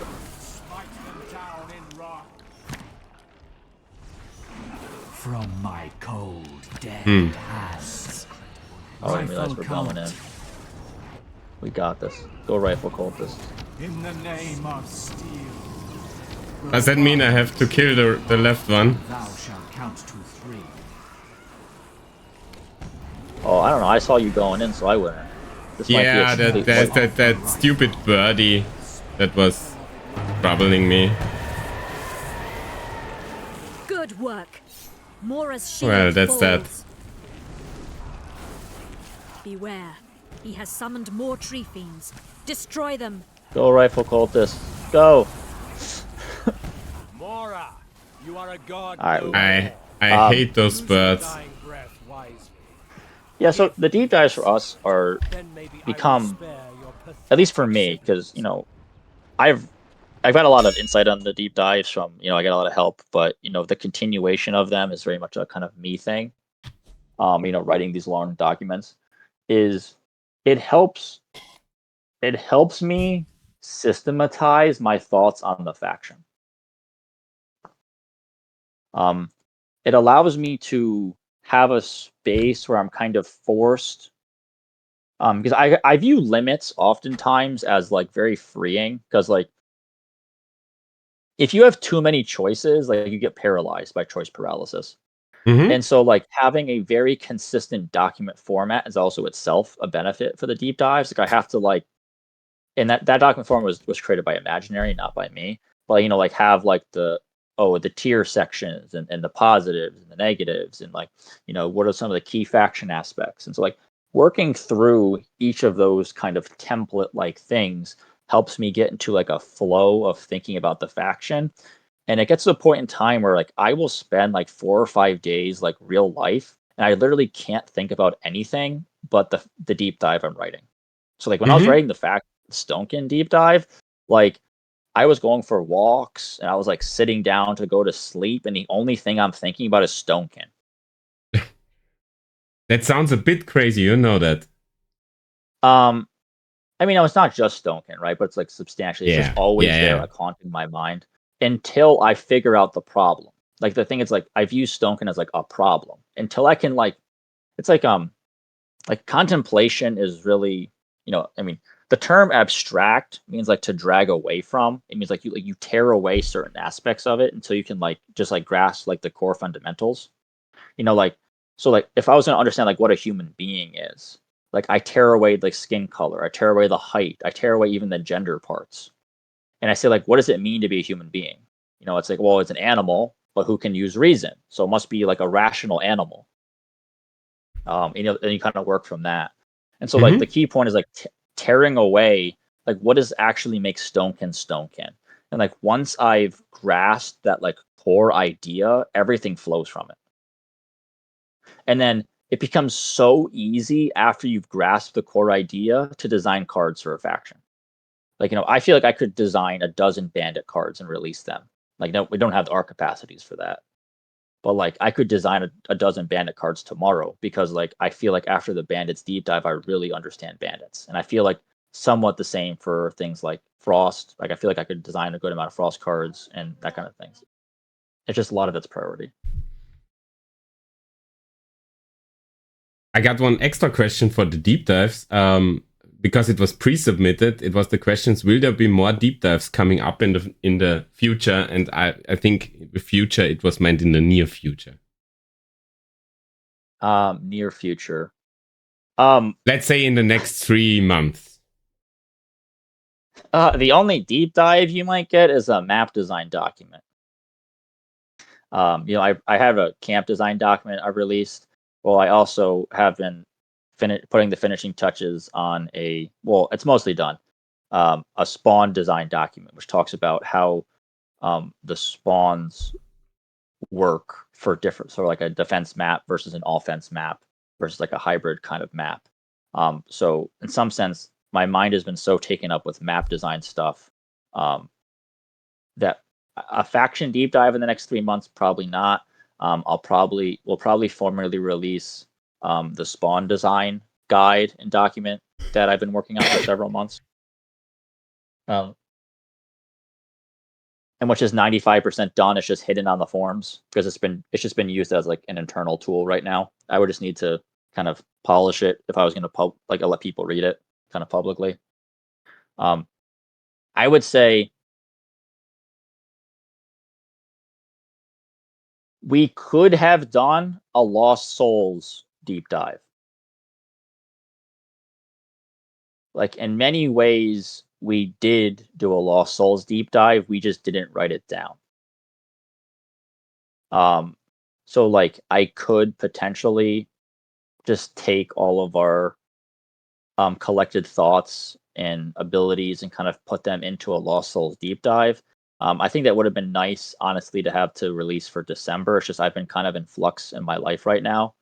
So like, maybe that's something we could work on like somewhat soon, and to let people kind of do that. But I kind of feel like we've done that informally in the Balance Discord in talking about the changes and that. So just formalizing it would be something we definitely could do. I would say, in terms of, besides Lost Souls, like the next kind of deep dive that might happen might be like Twilight. And eventually we'll do one on Amii. I was also already thinking about the Amii deep dive to really settle the faction, what it's going to be, and there's an upcoming question for that also. But before you really start to release, let's say, more than 6, 7, 8 Amii cards, at some point there must be an Amii deep dive. Am I more or less correct on that? I don't know about like must be, but I mean, like, that depends. Like, so the deep dives are like a formalization of our thoughts. A lot of it exists like informally, right? Like, that's what I'm saying. Like, I could write a Lost Souls one pretty quickly, like probably get it done in 2 weeks, because like we've informally done all the work for the Lost Souls stuff, and we've like thought through it really deeply. We just haven't like written it down in that way. And part of that's just because like, I still work on new cards and like reworks and stuff, but like I've taken a definite step back from like the day-to-day balancing of PvE, just because I've spent so much time on map design and also working on game design systems. Like, I'm just in charge of too many parts of the project. And so when I can find people who are very competent in their field and very like motivated to like do like the kind of work they need to, like Hero and Radical are for helping out with like faction design balancing, like I rely on them a lot. And so, they kind of take over a lot of the daily day like balancing of the cards in PvE, and that kind of frees my mind up to think more about, say, map design. Though I do still I work substantially on the new card design and faction and the actual like designing of the faction itself. But I would say, in an informal sense, yes, like a deep dive is needed, and we actually have some design documents written up ourselves that are internal only for the Amii. Like, we have lore documents, we have an art design document, and we have general faction design stuff written up. Design formalizing that for players reading the deep dive, I would really much like to do. The issue is like actually designing Amii is really hard. I think designing a Fire Frost faction would be easier than designing Amii, personally speaking. Well, I have to cut you off on this point, because there are 2 questions now coming up there that are exactly addressing these points. But I think that is a good segue in the usual segment we have here on this show. If you have some free energy and you want to become Windhunter's deep dive slave, then apply on the forums. It sounded like you would need some help to get more stuff out. For me, my favorite part of the job is the design aspect from a general sense. So like, I like writing the deep dives myself. But what would really be beneficial would be, people who could take who like the other parts. And so like, obviously people, and it's part of that's just like it comes up after a while. So like, people who do art stuff, so then it kind of frees up kind of doing art. I've for a long time wanted somebody who could do like the lore writing and the writing and like the actual like story writing for maps. But like I've asked a few people, and we've had a few kind of people try out. It just hasn't worked out, unfortunately. So like, I'm in charge of that, and I don't want to be in charge of that. So that's like an example of something that it'd be. If you want to awesome become Windhunter's map slave, then you can also apply at the forums. I hope none of the team members consider themselves my slaves. That would be quite. I do really hope they don't, and I think they. I would have noticed already at that point. I think our team in general has a pretty good like camaraderie and kind of unity of vision in that sense. So at this point, I'm looking at the clock, and Dachi will punish me so hard that I didn't do a break for 1 hour and 45 minutes. So at this point, I have loads of questions that most likely get some quicker answers. But before that, I will do a short 5-minute break. Usually I just make a coffee and people can chill. And in the good tradition of reminding us what Toggy always said, we all should stand up, stretch, and drink a glass of water and whatnot. Yes. Yes. So in 5 minutes, we're back again. Sounds good. So see you soon.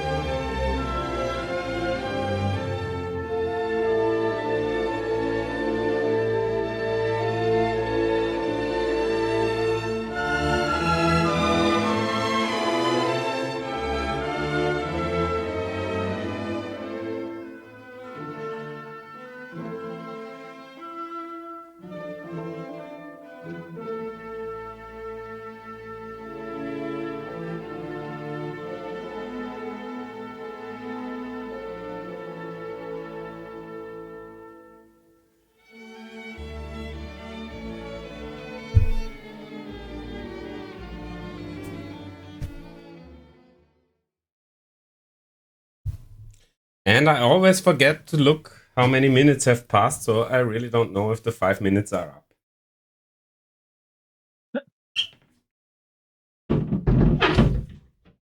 And I hope Windhunter is here, but he isn't yet. I'm here. Oh, you are. 1 second. Yes, I just got back.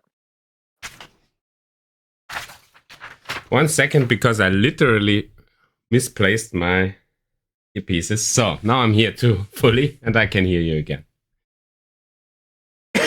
Alrighty, I have a series of not really quickfire questions, but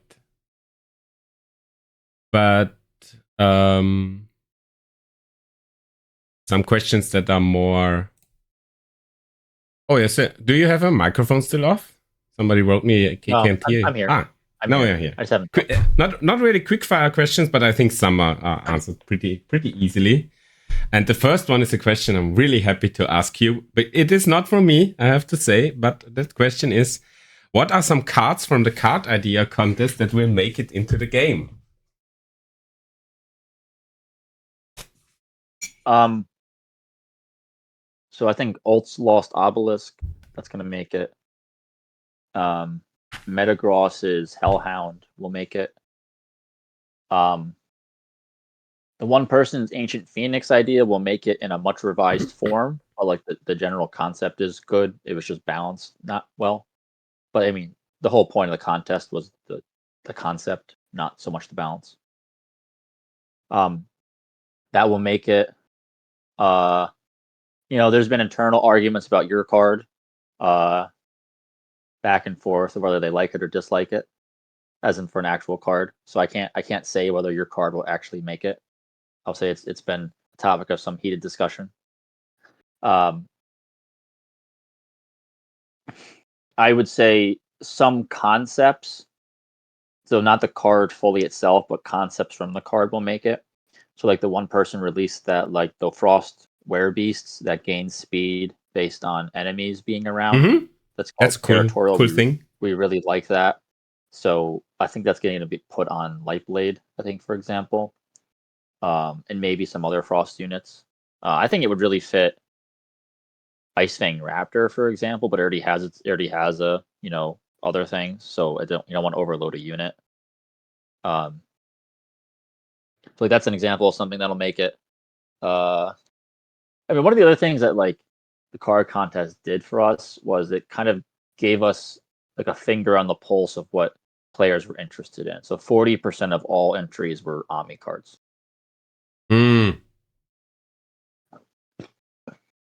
There was also a lot of fire support cards, and I think that's a really kind of cool idea. So an AoE like disenchant around a single unit as a support card, like a person submitted that was a pretty cool idea. So I think at some form that might eventually happen through, but I don't know if that'll be a new card, because we have a lot of fire cards that are kind of worthless and need to change, like Dying Breed, Girl Power, and I'm even missing one. There's even another one. Yeah, the Warlock is still not in a good place, I think. I don't like Warlock, but he's kind of just like in that place because we don't have any Fire Frost cards. Mm-hmm. I know. Just how it goes. And a question that goes along with that, is there a chance for a second card contest in the future, because people really liked it? So I would say yes, there's definitely a chance. Would have loved to do it again. It's just we haven't even finished putting in the other suggestions. So it'd be weird to have another card contest, and we haven't really released any of the cards from the first contest. I mean, that's kind of how design cycle goes. It takes that long, and especially a volunteer project. Yeah, also so maybe next year we could. Since the card contest, also the card suggestions on the Balance Discord are overflowing. Yeah, I mean, half of those are Sardina, but yeah. But they are. There's been like several suggestions there that are actually quite good too. So I think maybe next year for the anniversary we could have maybe another card contest. I talked about it with Majora, and we're between. We talked about like a because the card contest we had was like anyone could submit anything, and you know that was cool. But it's also sometimes not focused, and we also have like 3 or 4 artworks though that like don't have, you know, that we designed a card to go with it and it just didn't pan out. So one of them we showed was like Fire Wormlings, and so you know, we might also do a kind of revised contest where we show, say, 4 or 5 card artworks, and we say design a card based on this artwork. I get it. Like that's another idea we've had too. I mean, not right now. You know, maybe next year, maybe in 6 months. You know, we'll see what happens. It just kind of depends. Also, the fact that the card contest was really fun, but it also it took a lot of time for the faction designers to go through all those cards. Okay, that sounds cool. I'll just move on to the next one. Are there any plans to go back to the old cycle of first releasing balance changes on the test server and then publicly asking people to test them? Back then there was even a booster reward if you gave some constructive feedback. So I would love to do that. It's just an issue of our design cycle just really doesn't work that well in terms of that. I mean, we're steadily trying to get to that place. So at least like then for like a month before the patch, people could go on the test server and kind of test some things out. I mean, for example, people right now, if they're interested, could test out a lot of Lost Souls changes occurring in the test server. So it would be kind of cool to get back to that and to be able to you know, interact with the game in that way, in the community, and that the community have like kind of more interaction in that way. It's honestly usually the month before our patches are kind of like these giant panic. People are just developing like crazy, and so it just often also updating to the test server is kind of like an annoyance. It's extra work to put it on the test server. Yeah, and so we use packs as the way we kind of do everything, and like we'd be kind of fine with that. I just like don't see packs confuse map testers who are regularly map testing. I just think it would just cause a lot of issues because if you keep the packs on, then it could flag things, your account banned, you know, or cause other kinds of issues. And so, like, despite the fact that I think that's kind of a cool. Like, it'd be nice to give the players the packs and let them kind of test them. I think it's likely that that would simply just cause too many issues. And like that being true, it's just we just can't do it. So we'd have to put it to the test server, which is kind of outside of our typical workflow even of how we do the testing. But if people are interested in card testing, actually, you can join our map testing group, which actually not just tests maps, but also tests new balancing. We are forsaken. Basically, anyone can do that. So basically, if you want to become the next Wolin's test slave, you can apply on the forums. Yeah, I mean, and if you're interested in that, you can also see, you know, new maps where they release and kind of influence their development. Cool. So now we come to those questions I already teased. One is the wording of the person was, what are your design decisions for army cards? I read once that you do not want to have the faction feel like just Shadow Nature, in quotes, with effects like which affects feeling like 2 factions thrown into a blender, but rather give it a unique identity. How do you accomplish that? So that's exactly what I want. I want them to have a unique identity. How do you accomplish that? That's a completely different question. The thing is, like, you know, it's like Bring down the false temple. faction designing is odd. I feel like it just clicks eventually. Like you work on this faction and you can't figure it out. You're banging your head against the wall, and then you go for a walk one day, and suddenly the idea comes out of nowhere, and you understand exactly how the faction should play and like what kind of card you should design. Like, I mean, it's like a wild experience, I'd say. So like, how do you do it?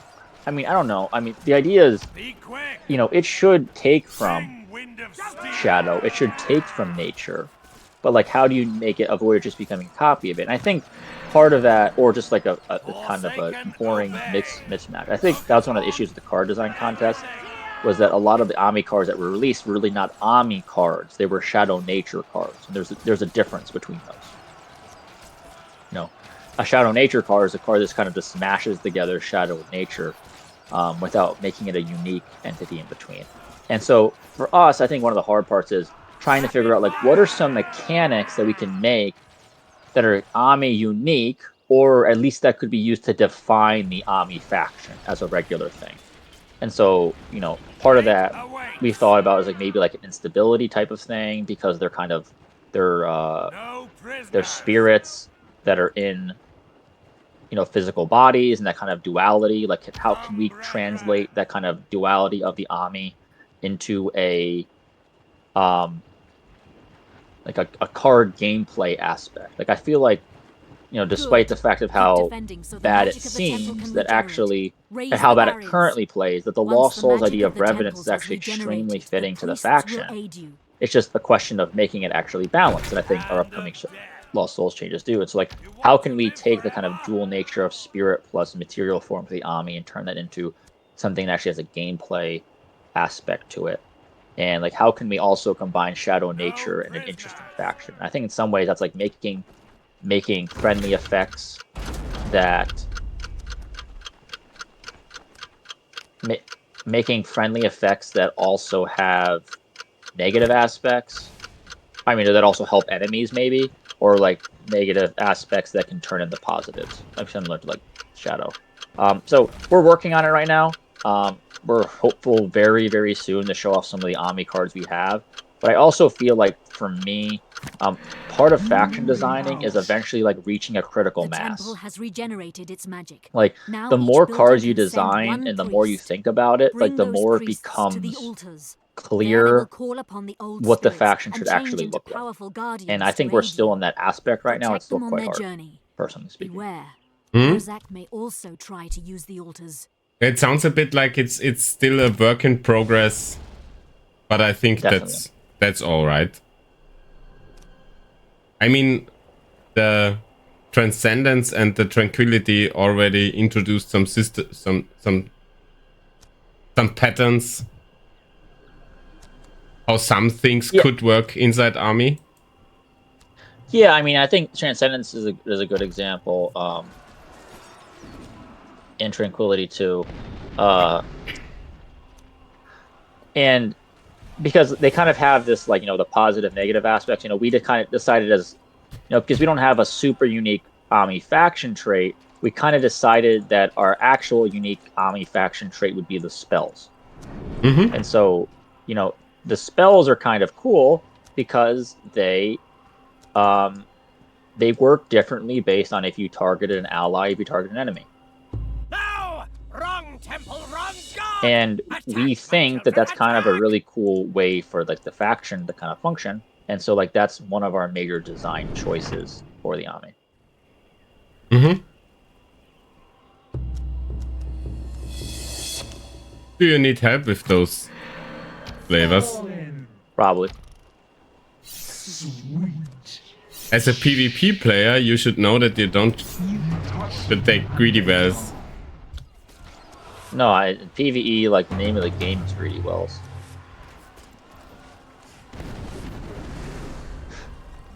We are forsaken. I need these to pay off as fast as possible. And I have a second question for Firefrost.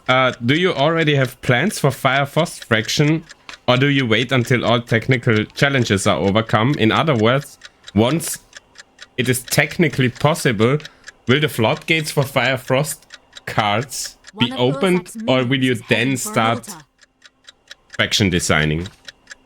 So I would say we probably have 6 fully designed Firefrost cards ready to go. Claim a guardian spirit. Stop them. Okay, design-wise, right, but not, of course, not card Done. implemented.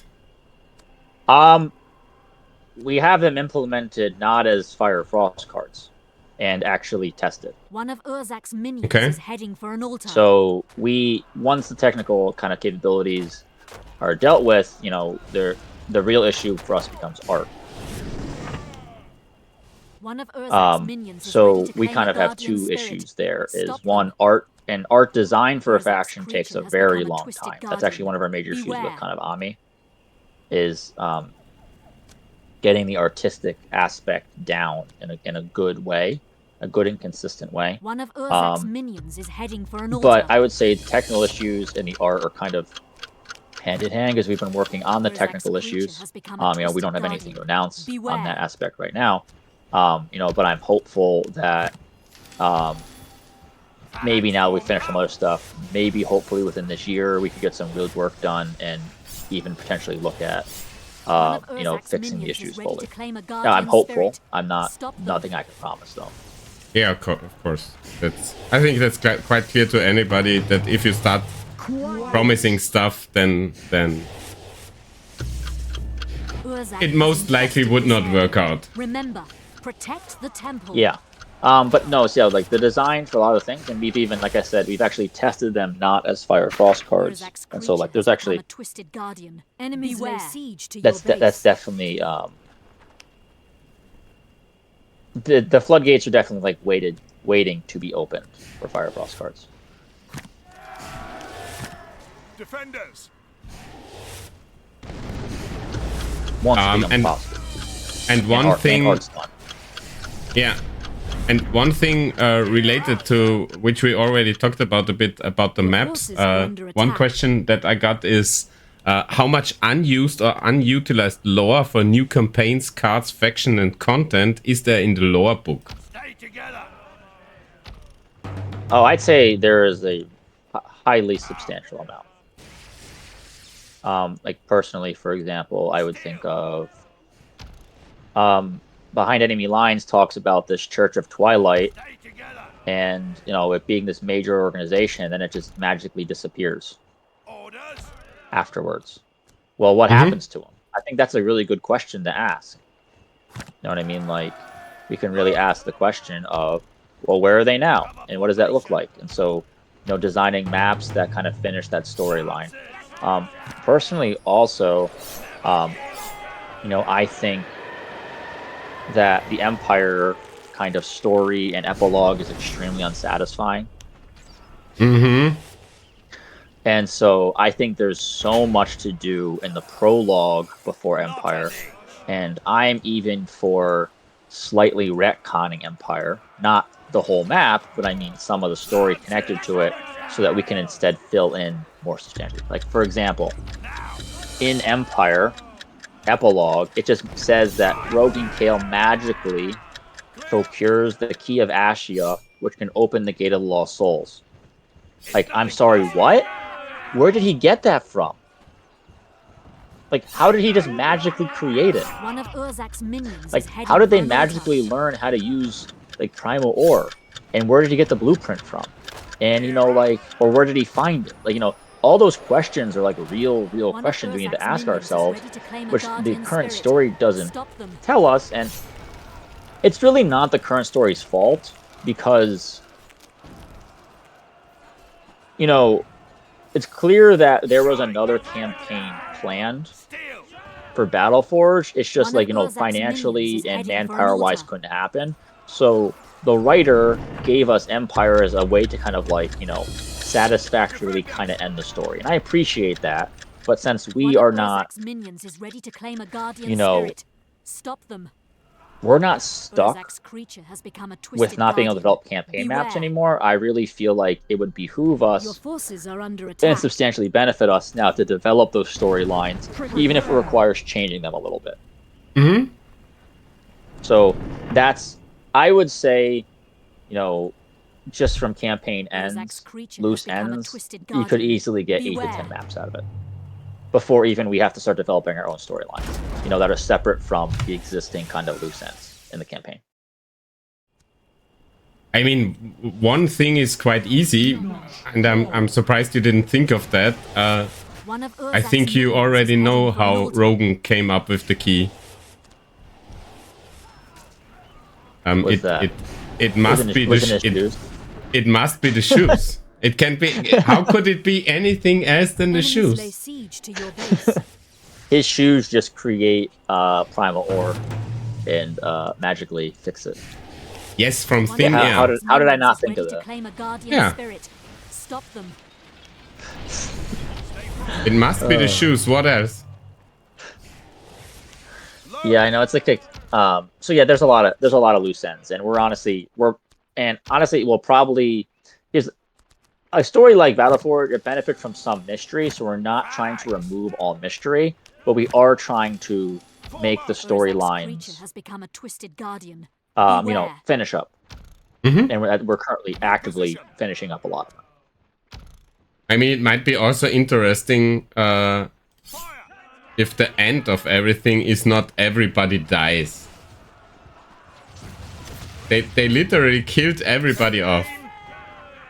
Well, Rogan might be dead. We're not sure. Yeah. But also, like, where did the Ragged King guy come from? Like, wouldn't it be cool if he actually gave him a real, like, background? Isn't the Ragged King... Oh, the Ragged King, true. I was thinking of So, the like, Red that's an King for a example. Like, second. I think giving him a story would be kind of cool. Like, Yeah. we have this cool bandit character now, and, you know, there's this giant power vacuum in the bandit world because Blight's dead. Like, that seems like a really cool kind of campaign situation. I mean, there's just so many of these available, you know, that are just, you know, I've read the lore book, you know, a half dozen times, just like pondering and thinking about, you know, what could we do map wise. And I think there's just so much there. Load. Okay, let's move on to the next one. Who comes or who came up with the story for new campaign maps? Me. I don't want it to be me, but it's me. They should have some campaign map blower task force. I don't know. Yeah, I mean, and then it just becomes like more administrative. I mean, that's one of the things. Like, you know, One of I wish Urzak's I minions knew is someone who heading knew a for lot an about the altar. campaign maps, had a lot of love for them. It just kind of defaultly fell to me because I do know a lot about the campaign maps, and I actually have a lot of kind of love for the BattleForge story One of and the kind of Urzak's lore thing. minions is ready to And claim no, a guardian you spirit. know, it's not just me. Stop them. But I do like the final storyline. You know, I work with the map designers, and I give them kind of sketches, and they think through things. You know, then they usually get into it themselves, and they start looking up some of the lore themselves, and they start, you know, checking how it all combines together. So it's not just me, but you know, the initial concept's usually me, and then they develop it, and then we kind of come it One of together, and then I Urzak's write the minions final is kind of heading lore for an scripts. altar. What's kind of happening for that? Hmm. Urzak's creature has become And the a next one is twisted there will be more. Beware. Will there maybe Urzak's more minions official is ready to game claim mods a at some guardian point spirit. beyond Stop the them. existing and the announced ones? And there's a long list of what was already existing and announced, which is PvE, rPvE, defensive rPvE, community map, sparring and ranked PvP, and battle arena. Will there be? And I guess as a wish, we already have deck builder mode. And creature has are there become a any twisted other modes in discussion or dreamed? One of About- Urzak's minions is heading Well, for the thing an is, we don't altar. want to make too many modes because then, like, you spread the player base kind of too thin. Rifle count. So we're already working on ways to incentivize the player base not spreading itself highly thin.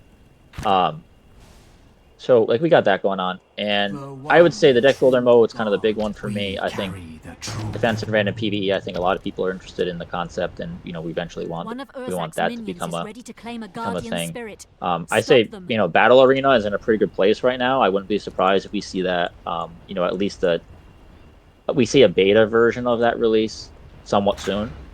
Now I'm not saying this upcoming Enemies lay update, but I'm saying siege to somewhat your soon. base. To kind of see that. But I mean, I think about like some of these game modes, like Battle Arena, Defensive Arena, PvE, Deck Builder. Like this already adds a substantial amount, like to the game itself in terms of like total content possibilities. Mm-hmm. Oh, Behold what holy Urzak has gun. created.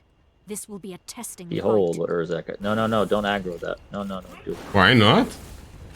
No, I'm talking about the Urzak Guardian. I want to walk past. For Okay. battle wisdom.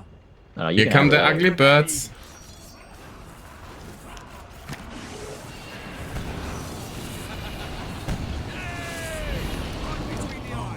holy I feel so good about myself because I didn't kill a single one of your units. and thou shalt count to 3. Especially because I was just running it. I was going to replace them all with rifle bolters anyway. Blessed be thy bullet. I mean, I'm never shy of voicing my opinion. I think Battle Arena should just be released. Not as beta, just I really think it's in a good place already. Enemies lay siege Yeah, we're just to your fixing like base. 1 or 2 like persistent crash bugs. Yeah, but I think it definitely is in a really good place. Should be designed around a short and quick, fun PvP mode that ends in maybe a little shorter time than it is right now. Monks of the Yeah, I feel like it definitely could be shorter than its current iteration. Because like some of the games can drag. I think that's one of the kind of balanced considerations. I think too, rifle cult. we want to just put like an achievement or 2 with it to encourage people to play it. Like just try it out. You know, not have to force them to play it long term, but just try it out and be able to kind of see that. A double maelstrom. Yeah. One of Urzak's minions is heading for an altar.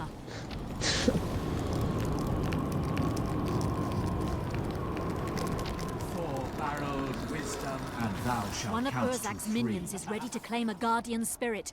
Stop them. Maelstrom is in a pretty nice place too, I think. Beloved Lord, I mean, we kind of mega buffed it. Yeah, but it's not. I think it's not so strong that it kills other options. monks No, yeah, I of the agree. rifle. I mean, honestly, there needs to be a reason that Church Splash of the falls Rifle. in some sense. And I think it does do a Monks good job the of rifle, providing some of the those. one true God. I mean, you still get the Urzak's negative minions is heading for an damage altar. thing, but I'm saying it's actually a good it's a good single frost card Urzak's that also creature gives has like a become huge amount of twisted freeze. guardian. Beware. I think we're gonna have Yeah. I think we're gonna have an issue with One of Urzak. Urzak's minions is ready to claim a guardian spirit. Why? Stop them.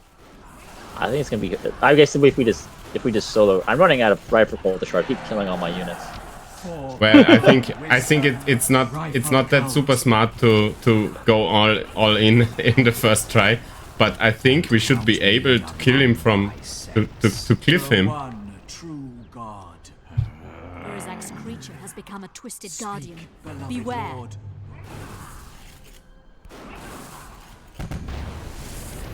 From my cold death, and thou shalt count to 3. Oh, I only got One one. of Urzak's minions is heading for Yeah, an and I altar. killed it. It happens. Enemies lay siege to your base. Enemies lay siege to your base. Well, I'm going into the next question. What are some unused features or assets that never made it into the game that you plan to use later on? And as an example, there was what was it? The Scorpion? Yeah, so like that's not really usable, sadly, Oh, because it doesn't have holy model, it doesn't have In animations. the name Like of we don't really have many Holy assets grenade. like that available. There's a few map assets in that sense. I would also say there's a From few my cold death. you know, Urzak's buildings, creature has become like a NPC twisted building guardian. assets that we Beware. have that could definitely be used.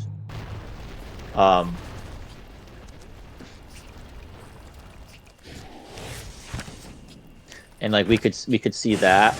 But like that's kind of the extent of it. There's not like anything like sitting like super secretly in the files that it's gonna, you know, give us, you know, a bunch of stuff to use. Sadly, you know, I wish that were true. We carry the truth.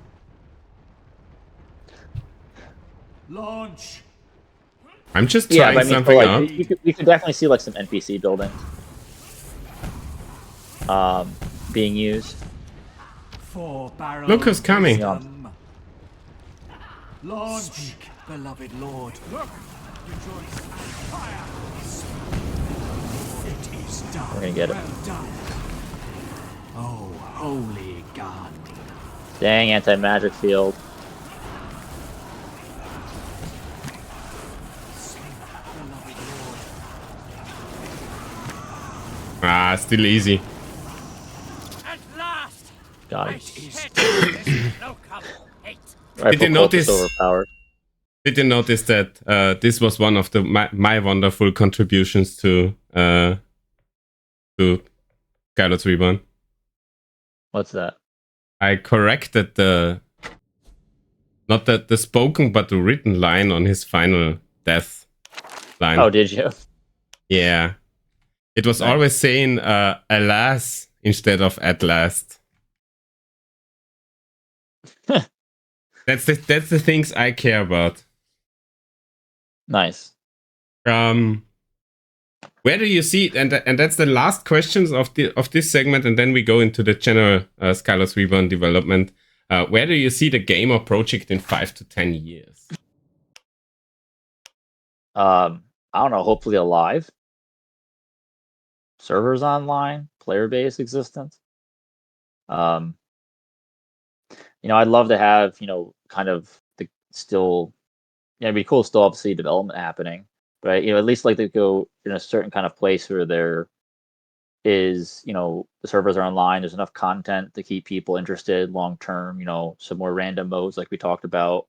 Kind of split some things up, and I'd like to finish at least every faction, make every faction playable, and then not just that, but it'd be kind of cool eventually. If we were able to not just make the factions playable, but like put like multiple viable options within each faction. So for that, I would like to see a whole new completed campaign, up to the end of Empire at least, and then maybe there's a few little side things in between here and there. That'd be kind of cool. Mm-hmm. But I mean, yeah, I'm just 5 years from now. I hope the game's still online. People can still play it, and that it's still fun. I mean, I think to be honest, even if you would stop all development now, as long as the server is financed, I guess there would be people still playing it. Yeah, I mean, it benefits from the fact that there's just not really anything else like it. We are Yeah. forsaken. Like RTSs are not exactly a commonly Be quick. made thing anymore. They very much like You kind of want fallen to off the live map forever? in that sense. And I think you could call it a damn fine product for being free to Fate play. awaits. Yeah, I mean, we really benefit from the fact that we don't have to make money. To work. It lets us make design decisions that we think are good for the health of the game, but maybe wouldn't be good for our wallets if this was our living. Mm. Like personally speaking, Be quick.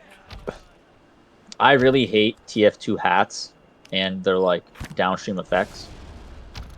And like by that I mean like almost every game nowadays that's free to play is like sells cosmetics, and I like that over gameplay advantages substantially.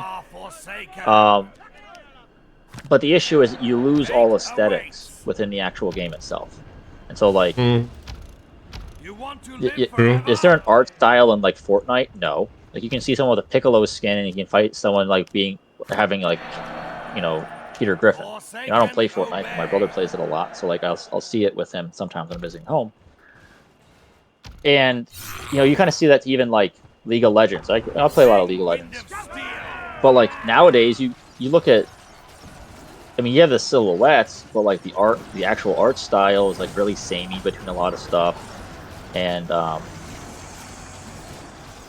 yeah, I mean, it just ends up in this issue where you lose a lot of the art diversity, and because of the fact that we're not selling cosmetic skins, like we don't have that issue in that same sense. And like our promos happen, but they're semi-infrequent, and we try really hard to make sure that the promos still keep the feeling of the faction intact. So like we tried really hard with like World Ricker Gun and with like Mana Wing. And I'd love to release honestly a lot more promos than we already have. It's just a question of art resources. Sing Wind of Steel.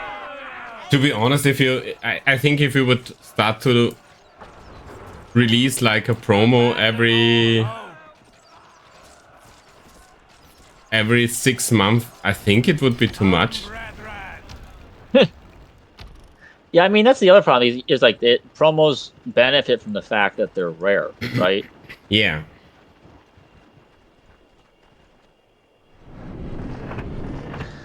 So I mean, there's that too. I mean, we also have the other option now because like we got a bunch of like map artists and map design stuff, and so like they're working on like new Forge themes, and I think that's another great kind of thing. You know, I'd like to add a lot more cosmetics to the game too.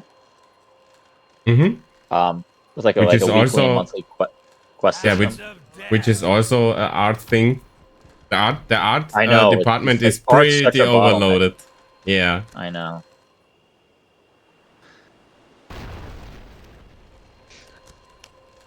Yeah.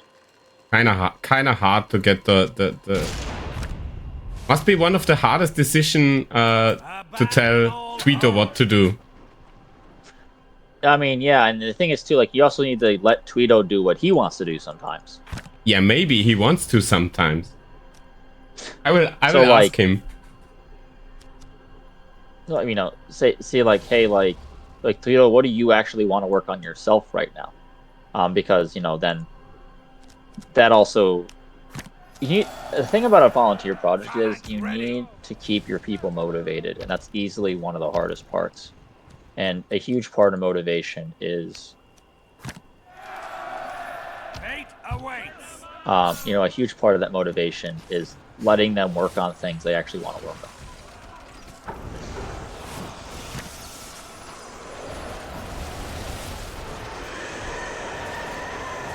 Yeah, not so easy if you want to add 200 new cosmetics. Maybe do you think at some point artificial intelligence could help out on that front? I'm really not a fan of AI art. Really, neither is like Tweedo and such like that. And I really think it's so like Twilight Crawlers, okay? It's funny, I just gave a talk at a school recently. I was talking about this. Like, so Twilight Crawlers actually is originally an AI image. Mm-hmm. The artwork that we brushed, we like fixed up. And I think it's really obvious if you look at the like artwork between, say, like the bonsai bird and the crawler. Like the difference in quality is crazy. I mean, the question too is like, you know, what is the quality level? I think it's kind of indisputable that like we have taken the route of releasing like really high quality stuff. I mean, like maybe that's to our detriment. Like maybe we'd benefit more from, you know, releasing more but lower quality stuff. But like I guess like just us as a project, it just kind of became this determination that, you know, everything released is kind of high quality in some sense. You know, and we take that very seriously. You know, in some sense, like honestly, one of my biggest regrets in the project is releasing the cosmetic update when we did, because it just wasn't bug tested. And cosmetic update, we had the highest concurrent and monthly and weekly and daily player counts of any time since release. In fact, we were beating even a month after release in total card counts. And then the performance issue just killed us, like killed our player base. And, you know, if we had tested it more, that wouldn't have happened. And so, like, you have issues like that, and it really makes you kind of regret, you know, some of the ways you did things. Yeah, so you were kind of starving yourself out on your own success, which is kind of weird. Abandon all hope. Focus on. Yeah, I know. Yeah, so we had this giant success, and then we because we didn't test it enough, and it causes performance issues. It's just people stopped playing. I mean, I think you probably remember how the game was unplayable for probably half the player base for like 2.5 months. You know, it's unfortunate. Yeah. It sometimes sounds like no matter what you do, you can't do it right. Isn't it like that a bit? I mean, yeah, it's what it is. So let's move into the final segment, which are some generic questions again. Everybody get so. Sure. The game has developed somewhat. What is, in your opinion, the best addition to the game so far? Really, from the start of Skylords Reborn to today. Best edition. Yes. I've already mentioned a bunch of times. I feel like Reforging has been an extremely positive addition to the game. So I might say that. Hand of death. Yeah, in terms of like the strict positives, I mean, it really fixed the economy. So I think in terms of like fixing of issues, that was probably one of the most substantials. I feel like campaign maps honestly might become that, just because like the game has so many card combinations, so many deck combinations, so many things, but like what it kind of lacks oftentimes is just like actual content. Hand of death. And so like adding more content to that, I think, is going to be a kind of a huge Fate thing. awaits. So probably Reforging in terms of, I think, most impactful. To be honest, if I were in your position, I would use many sleepless nights if the new map's gonna be good enough. Wind of steel. I sleep pretty well, so it's not an issue for me. Not yet. Hand of death.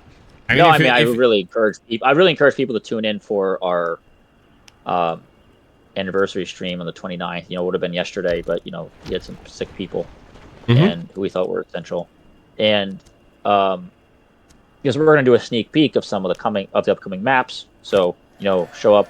You'll see some of the maps. We're going to show some screenshots, some gameplay. It's going to be really fun. And I personally speaking, for you know, I think the maps we are making right now are higher quality than most of the maps currently in existence. Hand of death. But we will find out very soon what the public opinion will be. Yes, if we're completely correct or completely mistaken, or some, it's probably somewhere between. I mean, the thing is too, like, because we actually understand the scripts, like, we have the capacity to change them. Rapid fire.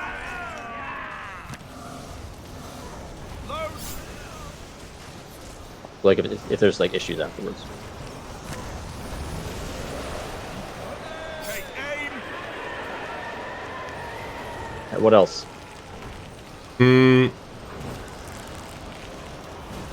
Is there anything you would have done different if you were the sole leader of Skylords team? Is there anything where a change came out and you said, I'm not sure about that, and you're still not? I never would have given the booster discount for Reforging. That's really it. I mean, it's good that I'm not the sole leader of Skylords Reborn. I already have a lot of decision-making power, but it's really beneficial that one person is not solely in charge, because it's really beneficial to have those, you know, added additional perspectives on topics and people to check you when you have an idea that maybe is good, but also is maybe bad, and then also more ideas for people to have. Yeah. I mean, for me, ultimately, I take kind of I take ultimate responsibility for like every kind of change we've made. I think sometimes, you know, we've released, say, a balance change too soon, because like we had something planned to say I was going to go with the balance change, or maybe the patch afterwards, and then something happened, it got delayed or it proved to be impossible.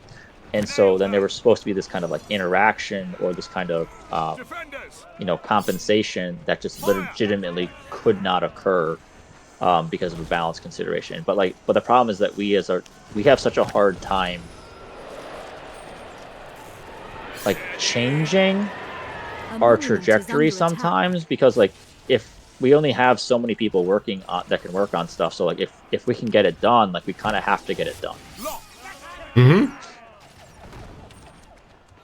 which is kind of just a negative of the nature of our project.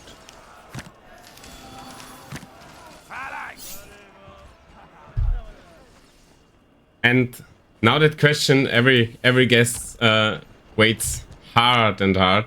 It's the, do you know already about the Dreamland question? The last two guests worked their way around it because Hannah started to work around it, and they also copied Hannah's answer. And the question is, if you would have 3 people apply to Skylords Reborn and you could decide on their skill sets, which would be the best case of people that could be added to the Skylords Reborn team? I would clone Hannah twice. Alright. The Hannah cloning project continues. 2 Hannahs and a Tweedo. Yeah. Interesting. The thing, I mean, Hannah literally has like every skill set. Okay. So, by cloning Hannah twice, we actually like get a card implementer, a UI designer, like a client dev, like, yeah. So she just has such a like massive skill set that like single-handedly she gives us so much. I get it. And then we need more art people. So the second Tweedo or second Spirit, whatever you want to say, second Spirit Alpha, or you know another like full artist would be amazing. The funny thing is, and this is where I disagree upon, is that you didn't mention someone for marketing. Well, it's just like not my side of thinking about things personally, so I'm not surprised. But also, like, I don't even know how you do marketing, so you know, God bless whoever has to figure that out for our team.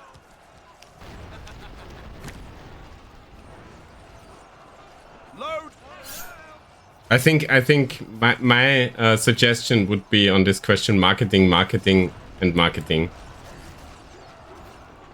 Because I think my real answer, if I could recruit somebody, it would be I would recruit a billionaire who could buy BattleForge for me. Yeah, so finally you could do whatever you want as a team, of course. Exactly. Yeah, those. How do you feel about those legal boundaries? I don't think about it because it just kind of is what it is. You know, I wish we had full development rights to the game, but we don't. Monument is under attack. I think it's nice that EA even gave us what they gave us, so I'm very thankful for that. No, they easily could have just said no to the whole project. But the fact that we can do it at all is kind of great. Personally speaking. Yeah, true. It is something we maybe take too often for granted. Yeah, I very much think that's true. A monument is under attack.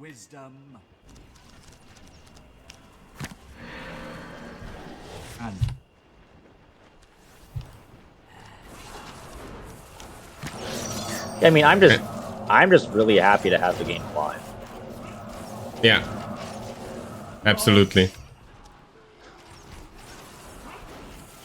And if we leave Dreamland and we go into realistic land, what do you think would be the next smartest steps for the project as a whole? Monks of the Rifle.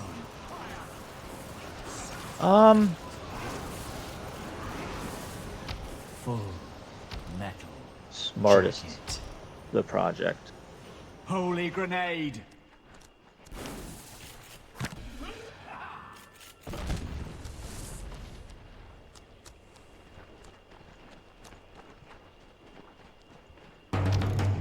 I mean, in some sense, I don't know. I mean, it's the continued development of systems that people actually think are enjoyable to play, things that create longevity, and things that encourage kind of people to be able to play the game in kind of their own diverse style set.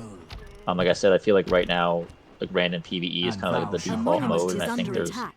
benefits to this, but there's also like kind of substantial negatives.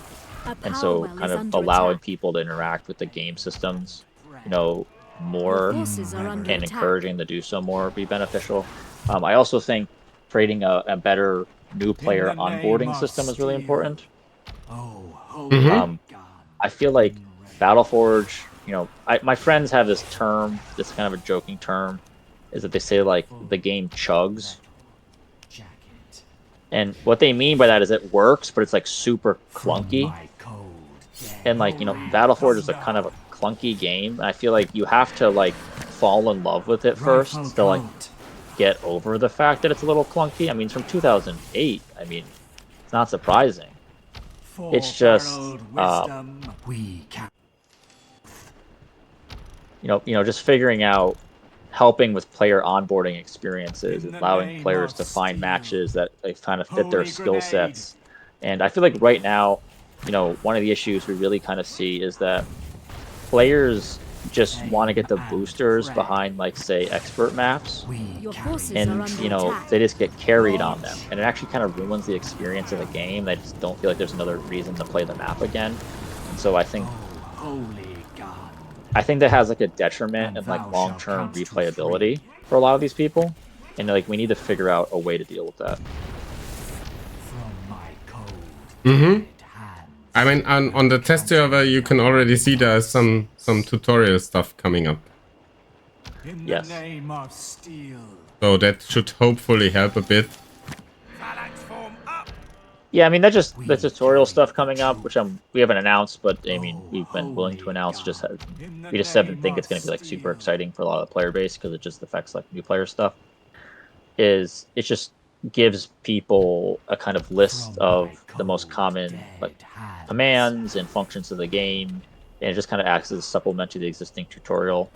Obviously, I wish we could almost like add a bit to the tutorial to like talk more about void power. I mean, it does already talk about void power, but it's like a very complex concept. The funny thing is, it is such a big hurdle for some players, but it is one of the systems that makes BattleForge cool and unique. Oh no, I think it's one of the best parts of the game, really.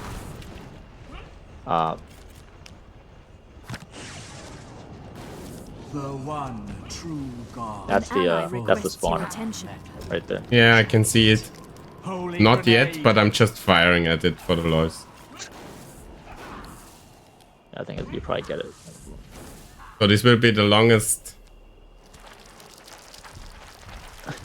I don't know if we're gonna win this. It doesn't matter.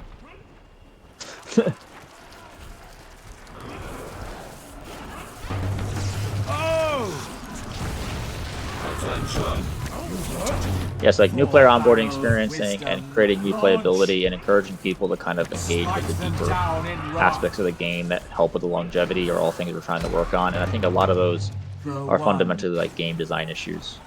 And I feel like the game, kind of for a while was kind of neglected game design wise, and that's even like partly my fault. But I mean, it's just we didn't have a UI guy for about ever. In the name of steel. Yeah, it is just like that you with a volunteer project you have unique challenges. Some things sometimes just don't happen for a very, very long time. Yep. And you have to live with that.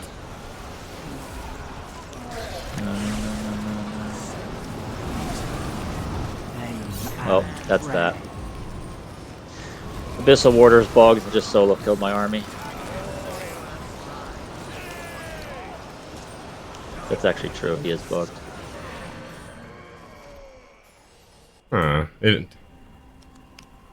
I know whose fault it is.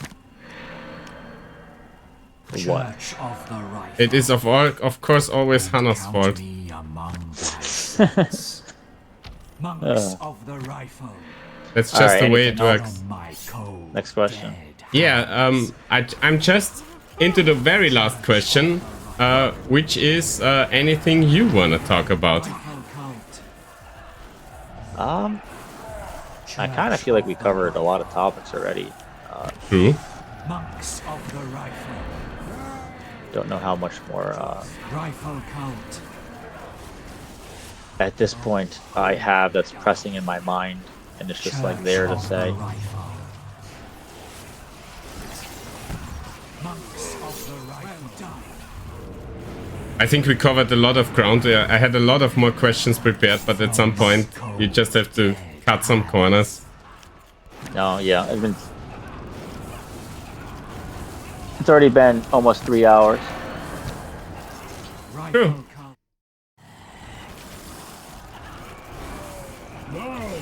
So I guess we should cover our losses Holy grenade. and end at this point, if that's all right with you. Oh, we're definitely gonna win. Look at this. You think? We can definitely beat the spawner. No, I think winning is this spawner. That's it. This map ends here, I swear. There's no more camps. Okay. We just killed a spawner.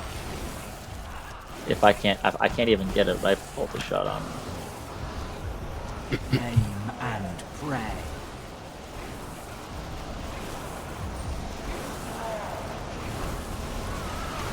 If somebody Come on. would have thought about a spell that makes my units steadfast. You could have brought Wintertide. I could have brought Wintertide, or I could have brought the Ward of the North. True. This deck wasn't. How can we not get this thing killed? Church of the rifle. It's Defenders form up. How is It it is not? down. There it is. We win. There That's it is. Game over. We That's won. a victory. Nun is saved.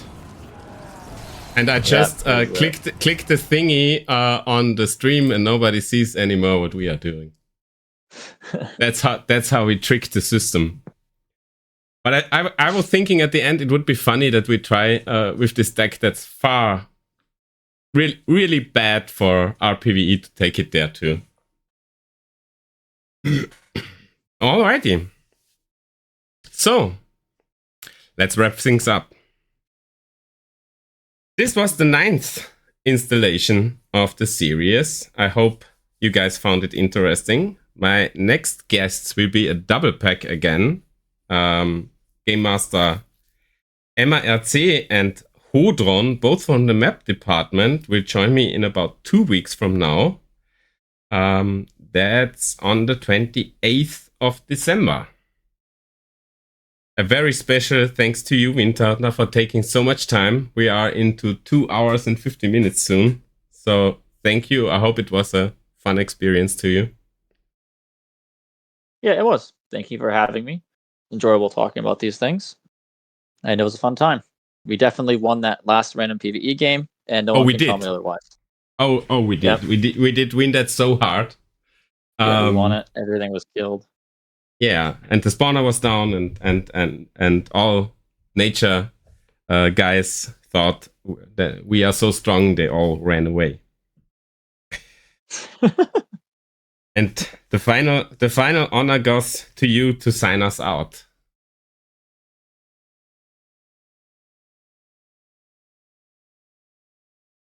In your most best Dreamlord impression. Dreamlord impression. Well, I don't have such a nice, deep, rich voice as Dreamlord. True. But I can try my best. I don't think I'll actually try. But I'll see you all in the Forge, fellow Skylords. Goodbye.